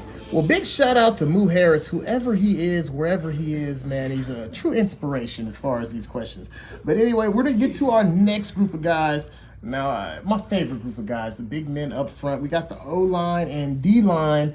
So we're going to start off. We got Ramsey, Weston, and Matt. So let's get your first. Wrong one. I skipped ahead. We got Brecken, Nate, and Dean. Okay, good. You know why? Because I was so proud. Because you didn't make a weird face when I said that first name. I was like, I gotta just stop while I'm ahead. I got the first two in. I'm just gonna let him fill that one in. It was no offense on the name, but let's get to it, man. So, lineman, varsity football. What have the adjustments been? It's been a lot because last year we really had like a newer coach that was kind of fresh out of college, and so like he knew what he was doing like when it came to like actually playing, but I feel like he didn't know necessarily how to coach and how to teach as much. And I feel like Coach Mike knows how to teach, and he fits like, and everybody learns different. I feel like Coach Mike kind of like fits that and helps everybody learn what they need to do. So as lineman is one of the hardest positions as far as just understanding the technique and the little intricate parts of it. What are some of the advantages of being at a smaller school and having a smaller team? Now with you guys having a larger coaching staff, how do you feel that getting a little bit more of that one-on-one coaching, what effect has that had on your career? Well, this is a smaller school, so like shorter linemen have like a chance to actually play, and compared to like public schools, they're like 6'4", 300 pounds and all that. So this school will give you an equal chance. What year are you right now? Senior. I mean, hey, Dennis Rodman had a whole 7-inch growth spurt his senior year, so it's not over for you. Keep hope alive, man. But let's swing on down to my guy at the end, man. So tell me a little bit more about this program and some of the changes that have happened over the last year. Even though it's my first year in the program, I've been on the sidelines watching the team, just seeing how things have changed over the years, even from 6-man going into 11-man, how different these linemen play, not just the linemen, but the entire team, honestly, how different they react now to this newer coaching staff, and being able to adjust to newer horizons in the future. Yeah. All right, we got Moo Harris. He strikes again. He's got another question. Says Dane is a drummer. Ask him about that. And does any of that translate into football? Actually, it does. Yeah.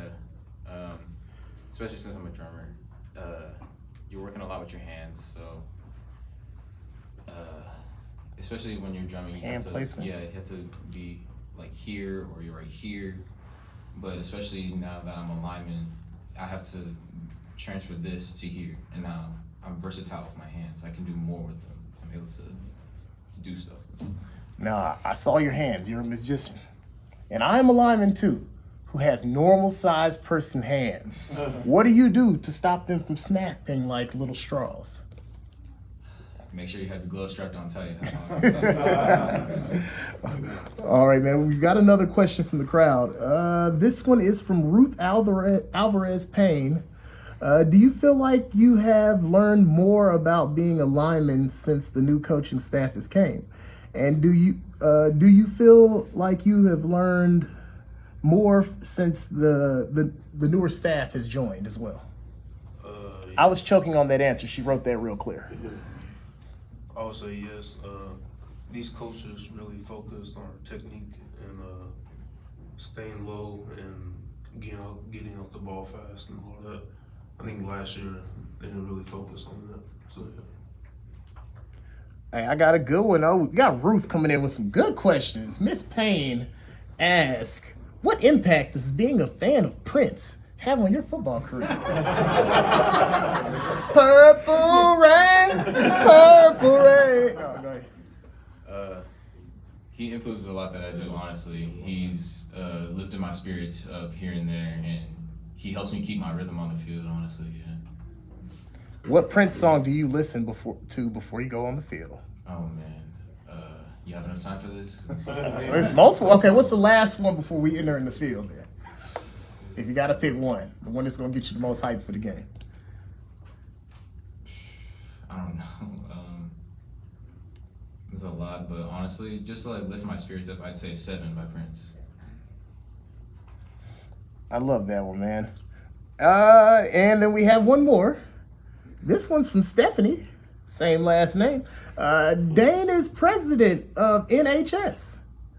So how have you been able to balance that and being a full-time athlete at the same time?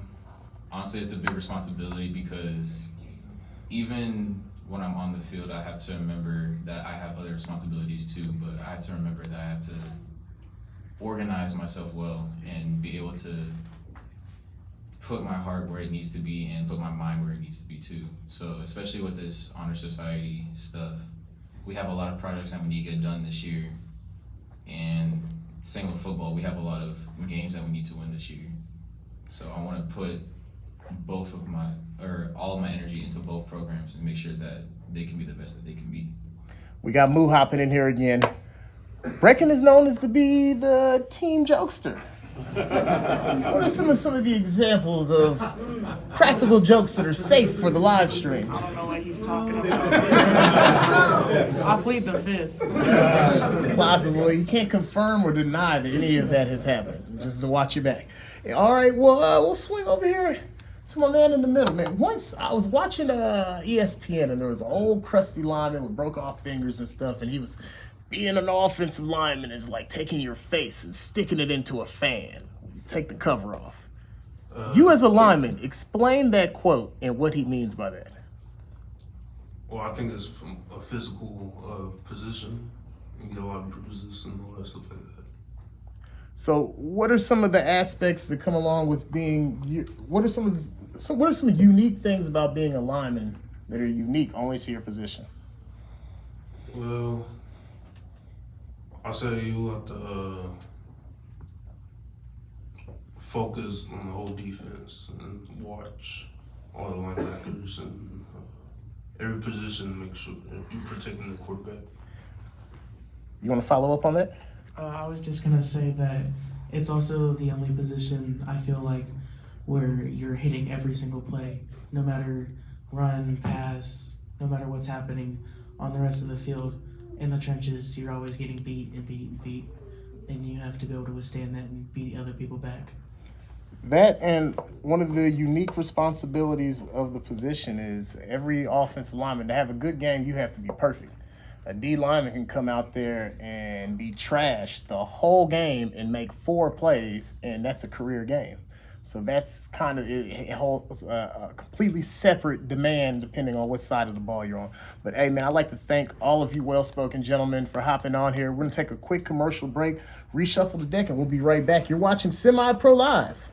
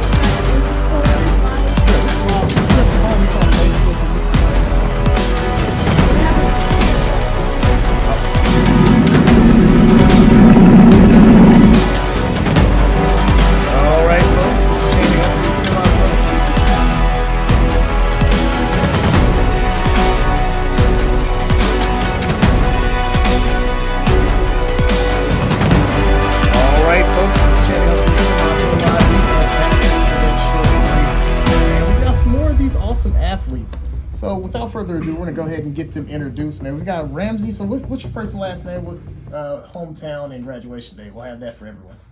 Ramsey George, 2024, and I am a resident of Arlington, Texas. Okay. Weston Mates, Grand Prairie, Texas, in 2028. Matthew Palomares, 2025, Dallas, Texas. All right, let's get right into it, man. What are some of the positive things that have changed about this system? From last year into Yeah. this year? Okay. So I'd say the coaches are more personal. They like to get involved. They're asking how your day is going. They're making sure they're checking up on you every few minutes to make sure you're not dying in the heat. They're correcting our mistakes and not just telling us what we're doing wrong. They're showing us how to fix and improve from our mistakes. You're coming into an upperclassman year. What have been some of the adjustments that you've had to make with the new responsibilities and the new demands that have been placed upon you as an athlete and a student? This is for you. For Weston. I have just had to be more focused on my grades and get my grades up to play, and just be more involved with the team and coaches. Well, so let's build on that. You're at a school where education is first. Football is something that they've added along to go alongside the education. How do you handle maybe the higher academic expectations that come with going to a charter school? I have just been focusing more on class and stuff, and I like that, man. Locked in for the season. All right, well, we're gonna swing over. Where are you from again? Dallas, Texas. I was about to say Grand Prairie. I'm glad I asked. All right, man. So a large number of great schools, great facilities in Dallas County. What was the reasoning that you and your family thought this was the best fit for you? Mostly, that's a hard one. Well, you just think about all the things you love about this school and facility. Well, one of the things I love is just the staff in general. They're all nice, they're all friendly. The principal, she always comes to our games, our baseball games, football games, any type of activity that's going on, like school activity. And it's really cool and nice that it's they're not there just to teach, they're also there to interact with every student in the school. We'll swing over to you, man. You're coming in, is this your junior year or senior year? I'm going into my senior year. Going into your senior year. How does it, how grateful are you that the school has made this investment as far as coaching staff and just putting more energy into the system so that you can have a good send-off? I am really grateful for the ability I've been given to play football. I never really, when I was littler, I always wanted to play a sport, but I never really thought I would be able to. And then my friend told me that there was going to be 11 man and that they would need linemen and stuff like that. So I got into that. And the system, sorry, the ADs have been really good about, feeding into the football program. And yeah, I just wish I had this opportunity earlier, but it's been really great. Well, hey, man, I'm glad they got to show you some love so you could have a great send-off on your senior season. And, hey, hopefully it's not going to be your last season. It's a great coaching staff. You got some good teammates. You might be able to showcase something and keep this thing going. But let's swing over here to Weston. So you're graduate this year as well. You're a senior, correct? I'm going into 8th. Going into 8th grade, okay. Tell us about, you're one of those 8th graders who's going to get a chance to play on varsity. Tell us about that opportunity and what have you been doing to prepare yourself mentally and physically for this varsity season? I have just been focusing more on my grades and hydrating more than I was, and just focusing more on football than really any other thing but school and family. I want to swing over to you to close us out for this group. What is this season and what is this opportunity to showcase your skills going to mean to you and your teammates? To me, it's gonna mean everything. It's gonna mean everything to me and to my family. I've put in as much work as I can, pushing myself to the limit. And I couldn't have done it without my great coaches. With my teammates, I couldn't have pushed myself to motivate me. And my family as well. Everything has been great. And I think this season is gonna be one of, if not the best season that I'm gonna have this year. Hey, man, I like ending things on a positive note. Well, hey, offensive lineman leading the charge, a very positive and interesting interview. We'll be right back. You're watching UME on Semi-Pro Live. Semi-Pro Live is now a Shock affiliate. Get 15% off using code SEMIPRO LIVE for things like this and this. Before you make a purchase, you can even use the visor visualizer and choose between your favorite colors and make the best decision on your purchase. Oh, and did we talk about the giveaways that they're sending? See you this weekend.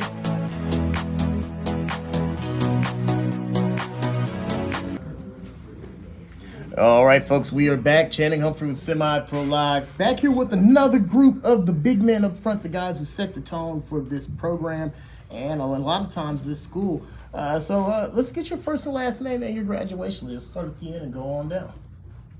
My name is Ellis Huggins, and class of 2025. Okay, got a junior in the building.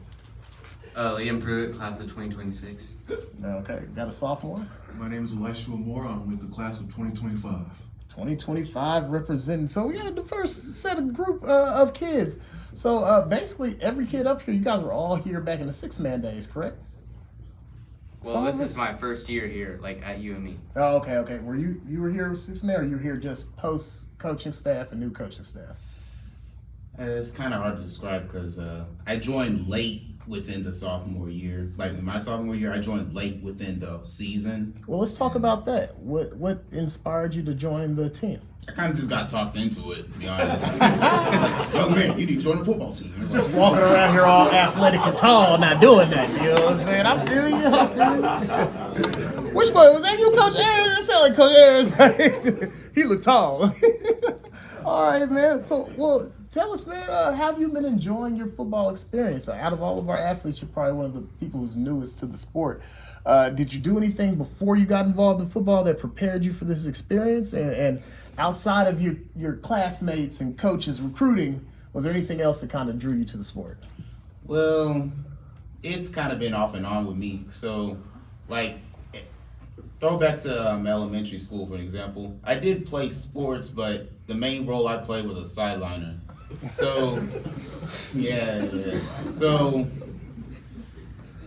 sports, it never really struck to me. I did martial arts for 9 years. Okay. Yeah, so you wasn't taking no L's, you just wasn't playing football. Yeah, I wasn't playing football.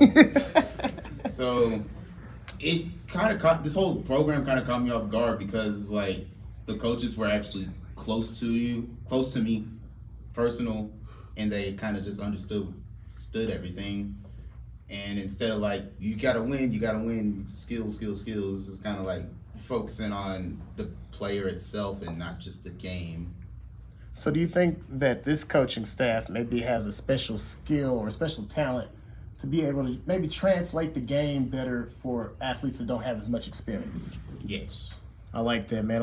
Let's pan over to you, man. So what are you most excited about? What change are you most excited about going in 2023?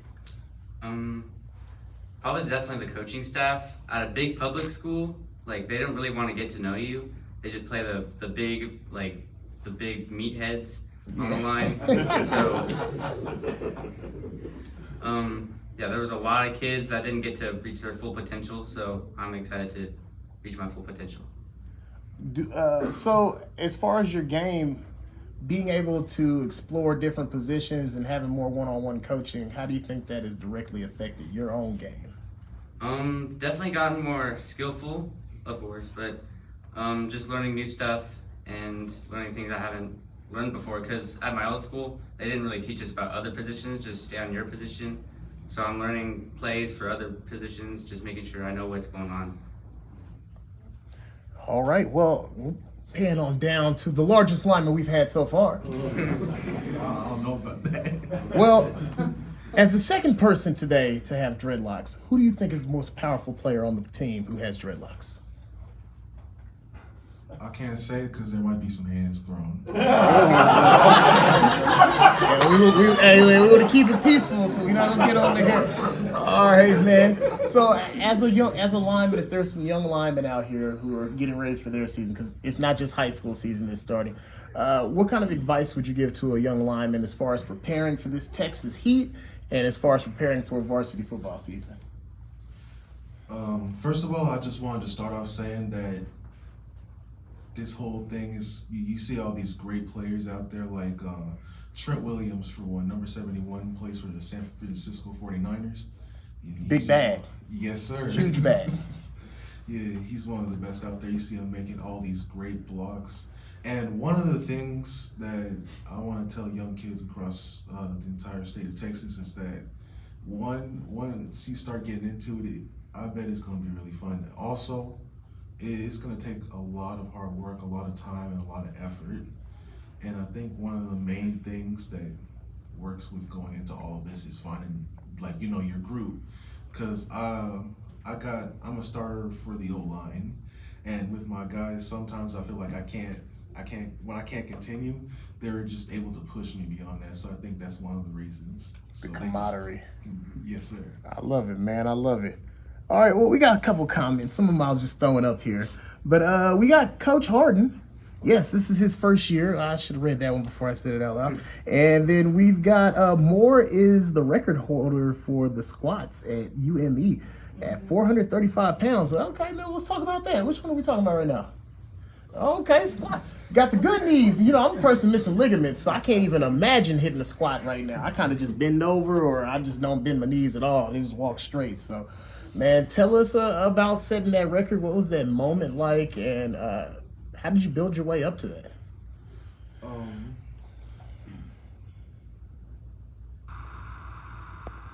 I gotta say, first of all, I think it's pretty much due to all the prior work before, because the coaches pushed all of us to just, get up early, make sure you just go ahead and go get the work done. Make sure to be able to push yourself every single day, add weight to the bar, make sure you're doing it safely at the same time. So I think that putting in all that work beforehand really helped out with that. And during max day, we were just able to continue to push, and we continued to cheer each other on, which I think that gave me some extra motivation to be able to do that. I like that, man. I got a question for my first interviewee. Man, you said you were in martial arts, man. What martial arts discipline did you study first?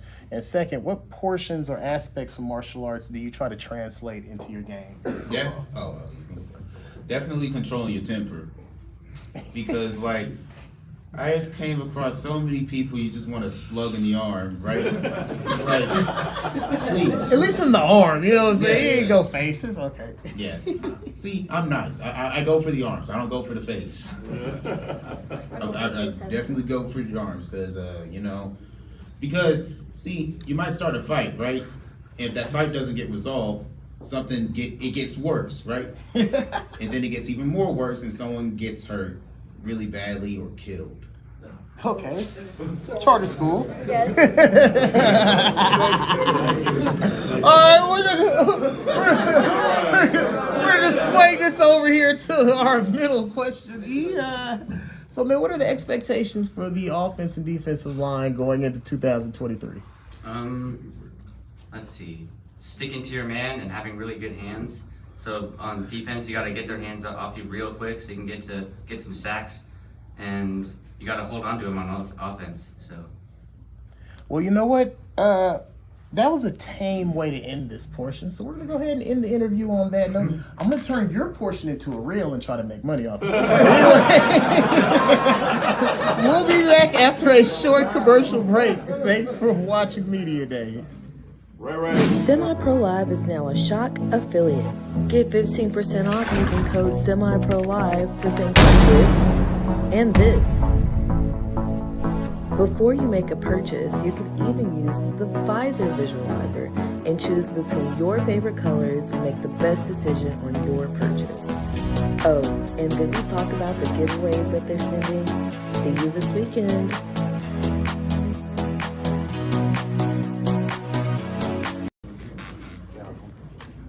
And we are back. This is Channing Humphrey with Semi-Pro Live. We're here with UME on their official media day. We're getting towards the end, but we're not getting towards least important. So let's get you guys to introduce yourself, first and last name and hometown. My name is Ronaldo Maldonado. I'm from Dallas, Texas, and I'm class of 2025. Luciano Miranda, class of 2027 from Dallas, Texas. Isaiah Flickner, class of 2025 from Dallas, Texas. And I have to say, now, are any of you guys upperclassmen? I'm a junior. You're a junior. I'm also a junior. Okay. Freshman.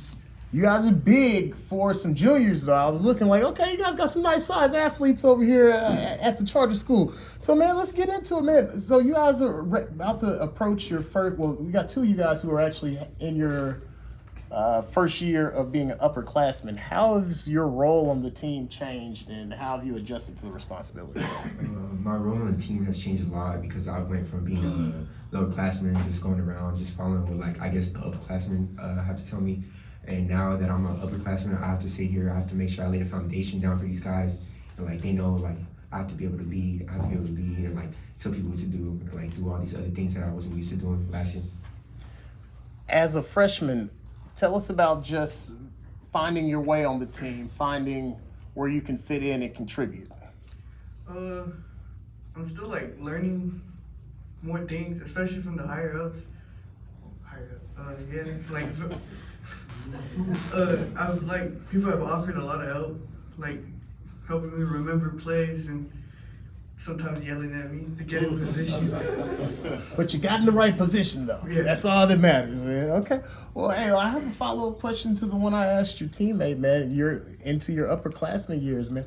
How have you adjusted to, we asked him about the field. Have you adjusted to your new responsibilities in the classroom and the new demands? Well, the workload in school's definitely gotten a lot more, which means you have to learn how to handle more responsibilities off the field and how to balance that with your responsibilities on the field. And so it's just more scheduling, more planning your time, and how to use it wisely. Okay, we've got another hot take in from Coach Harris. We got Moo Harris. Asked Ray, what was it like playing linebacker for Coach Payne? That's a very good question. You know, Coach Payne, he likes to push us a lot. You know, you have to be very aggressive or else he won't take it. You have to make sure you pay for that. And he likes the aggression as a linebacker. You know, you have to make a lot of tackles. You have to sit there and you have to be able to destroy like the blocks that the lineman give you.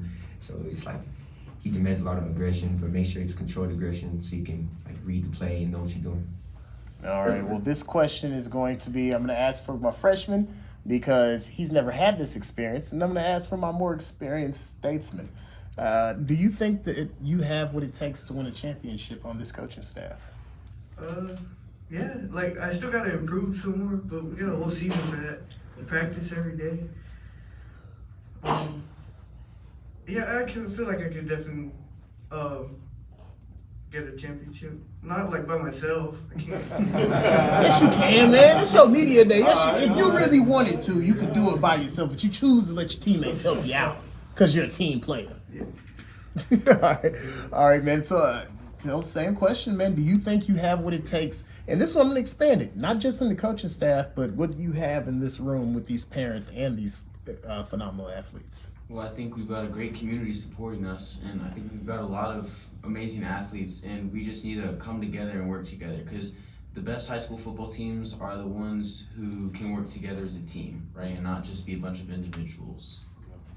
Hey, that's a ending question right there. So, well-spoken group of athletes. Thank you for taking time out of your day, but we're going to take a quick little commercial break, reshuffle the deck, and we'll be right back. You're watching UME football on Semi-Pro Live.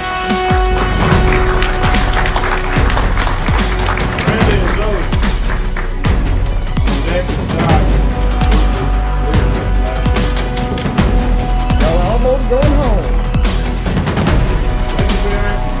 Thank you very much.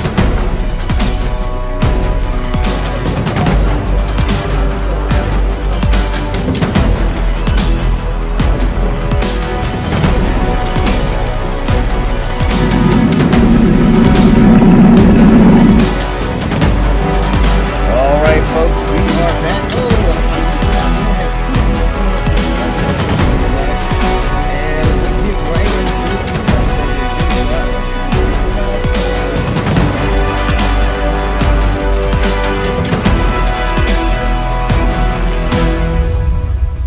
Okay, well, we always go left to right. Let's start with this huge lineman with this super deep voice who's graduating in 2025. Well, we obviously know the coaching staff is making some inroads a little bit as far as picking off some of these high-quality athletes in this southern sector area and getting them to make the choice to come over here. So how long have you been a student at the school, and what made you make the choice to come on over? Well, this will be my 4th year at this school. We moved here. That's the main reason I went to this school. It was the highest rated in the area. You know, it wasn't lower quality. Oh, I like that. You made that look very Sedidian fancy. You should have put your pinky up, and that would have been a great clip to produce this school. Well, anyway, all right, well, outside of that, you're in it. You're 4 years into the experience. What are some of the things about this specific facility and even this coaching staff that will make this attractive to some of the other high-level athletes around the area?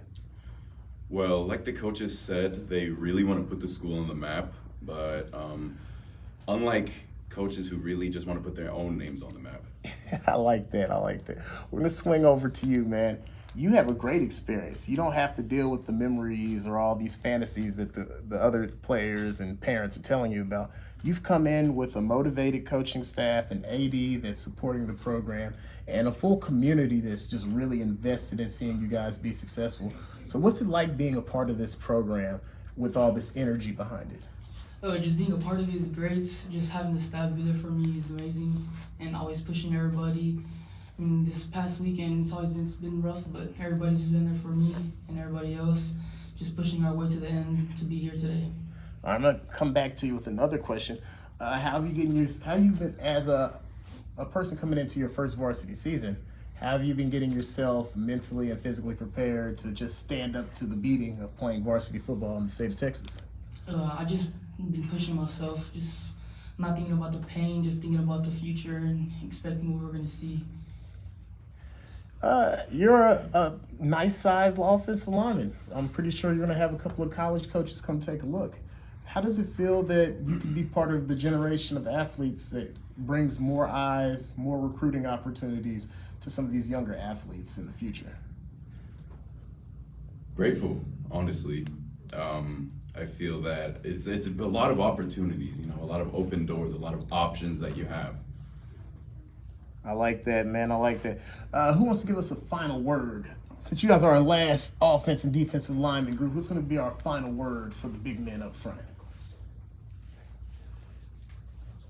Oh, actually, hold on. I'm sorry. I got a couple of questions. I'm over here skipping over it. Okay, well, we've got Valerie. But that's not a question. That's let's go number 42. We've got Moo Harris. Ask Brandon, what's his hidden talent? I'm sure there's something he really wanted me to say, but I'm not sure.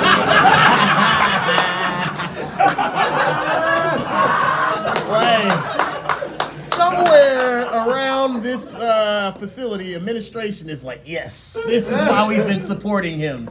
And that might get you your face on the cover of a couple flyers giving out answers like that. But anyway, man, let's go ahead and move on. We've got Priscilla, president of the Joe Fan Club, checking in, a.k.a. Auntie Priscilla. That's Big Auntie, big capital A. All right, and then we got Moo Harris again. Ask Joe, did he make it to state in basketball, and did it motivate him for football season? Baseball. You know what? I was reading it quick. We're getting towards the end. Did you make it to state in baseball this season? Yes, we did make it to state. We pushed very hard to get there. Although we did get second, we did work hard for that. From coming from baseball, I just used most of my work and effort going into football this year, coming about halfway through summer, and just making sure I push my best to be getting my position and working hard. That's what's up, man. So what type of skill set do you take from baseball, and how do you apply it to I would football? probably say my reflexes and just being able to have the condition and stamina to be moving around. All right, I had to ask that question. And you're wearing a 42 jersey, so big shout out. Got the Jackie Robinson number on. My grandfather was actually number 41 on the Dodgers. He came a little bit after Jackie Robinson. His little claim to fame, 1965 World Series, when Sandy Koufax was throwing his perfect game, he's the one who actually hit the only hit in the game to win the game. And he got hit by a pitch in Game 5 and stole all the bases. So it was 1965. But anyway, we'll move on to, we got Valerie Rivera. And that's another president.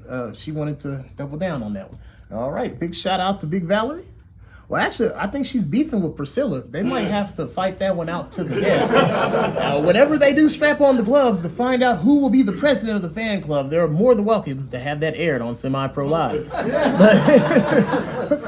Without further ado, though, man, give us a final statement. Set the tone for the offense and defensive linemen going into 2023.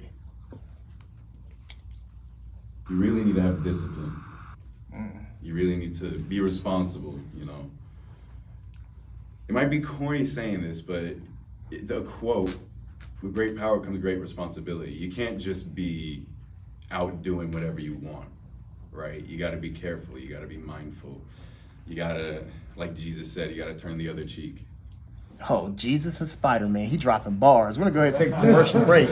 We'll be right back. You're watching Semi-Pro Live at the UME Official Media Day.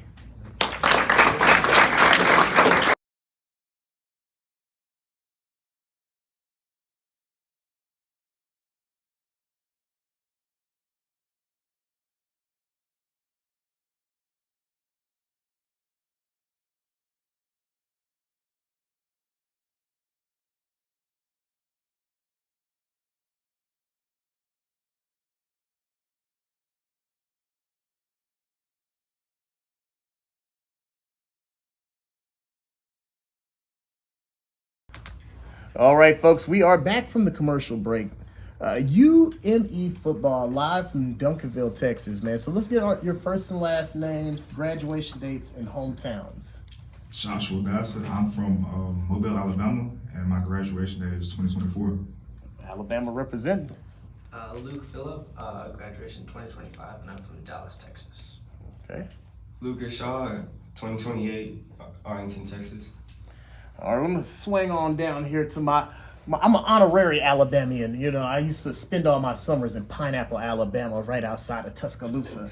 So, man, well, not really. You know, I was born at Columbus, Ohio, at the Ohio State Medical Center, so it's always Buckeye business. But man, let's talk about this amazing season that you were preparing for, man. So, you guys are coming into what year?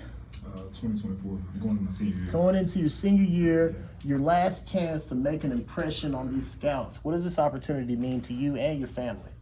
It means a lot, you know. I've been preparing for this opportunity since I was in ninth grade, you know, putting in the work and everything. You know, I'm just looking forward to the future. A nice sized receiver, you could have had a number of opportunities at some of the other facilities around the area or maybe even around the country. What made you decide to make this your home? And what makes this school different from some of your other schools? Like the coach said, it's just you have more opportunity to play here, and they all treat you the same. Like, whereas if you go to a public school, then they're not gonna look at you like you're family. I'm treated like family here. I love that. Well, what year are you? I'm gonna be a junior this year. About to be a junior. So, coming into your first upperclassman year, how have you been adjusting to the leadership position that you've been placed in? I think it's been definitely different compared to being a freshman and a sophomore, because when you're a freshman and sophomore, you could definitely follow under the lead of the other upperclassmen, but now you're the one that's having to set the example for the other people who look up to you on the team. So, yeah. When you're at a charter school where this is an education first facility, how do you balance the demands of being a varsity athlete along with the demands of being a student? I think, well, our coach talks about all the time that, like, you're a student athlete, so the student part comes first, because at one point in time, football is going to end for you. So really just focusing on school first, and then whatever you can do in football, you should just push yourself to be successful in that as well. So, as a younger athlete on the team, what have you been doing to claim your spot and really cement your legacy around this place? Just trying to work hard. I like that one, man. Sometimes it's short and sweet. If there was a younger athlete who's going to be watching your performance this year and would like some tips towards raising their level, what kind of advice would you give them? I would just say, like, focus on the little things, because that's where you really are able to, like, stand out from other receivers or defensive backs. So, like, no block is a thing we talk about a lot. And also just making sure that you're giving 100% effort, like, every single play and every single drill in practice. Those are really ways you can stand out. With being a senior, how do you balance being a leader on the team and also holding your teammates accountable so that you guys can accomplish your goals? You know, I just gotta make sure I set an example for these younger teammates. You know, I just can't be out here doing everything. So yeah. All right, so who's going to give us our final word from UME football before we end this media session? Oh, actually, hold on. Let me check. I might have some. It's on a different screen. I do not. So who's going to give us our final message? I guess with the motto for the season, I guess it's just, like, effort. Just no matter what you're doing, making sure that you're putting in as much effort as you can every single play. And then we play hard 4 quarters to the very last whistle. So. All right, man. I like that. That was some great advice. It's been great getting to meet this team, this coaching staff. I want to give a big shout out to the parents. It's Friday night. They got off work and they sat out here we're on to our second hour. Big shout out. Tune in for all the UME football as they are poised to have one of their most successful seasons in school history. But until next time, check out Semi-Pro Live. We'll have different announcements. We'll pass along the flyers and different information. And do you guys have an official website if there's a parent that was interested by what they saw today and like to bring over an athlete or a student? UMEprep.org. Make sure you guys check out the school and check out them during the football season. This is Channing Humphrey with Semi-Pro Live, signing off.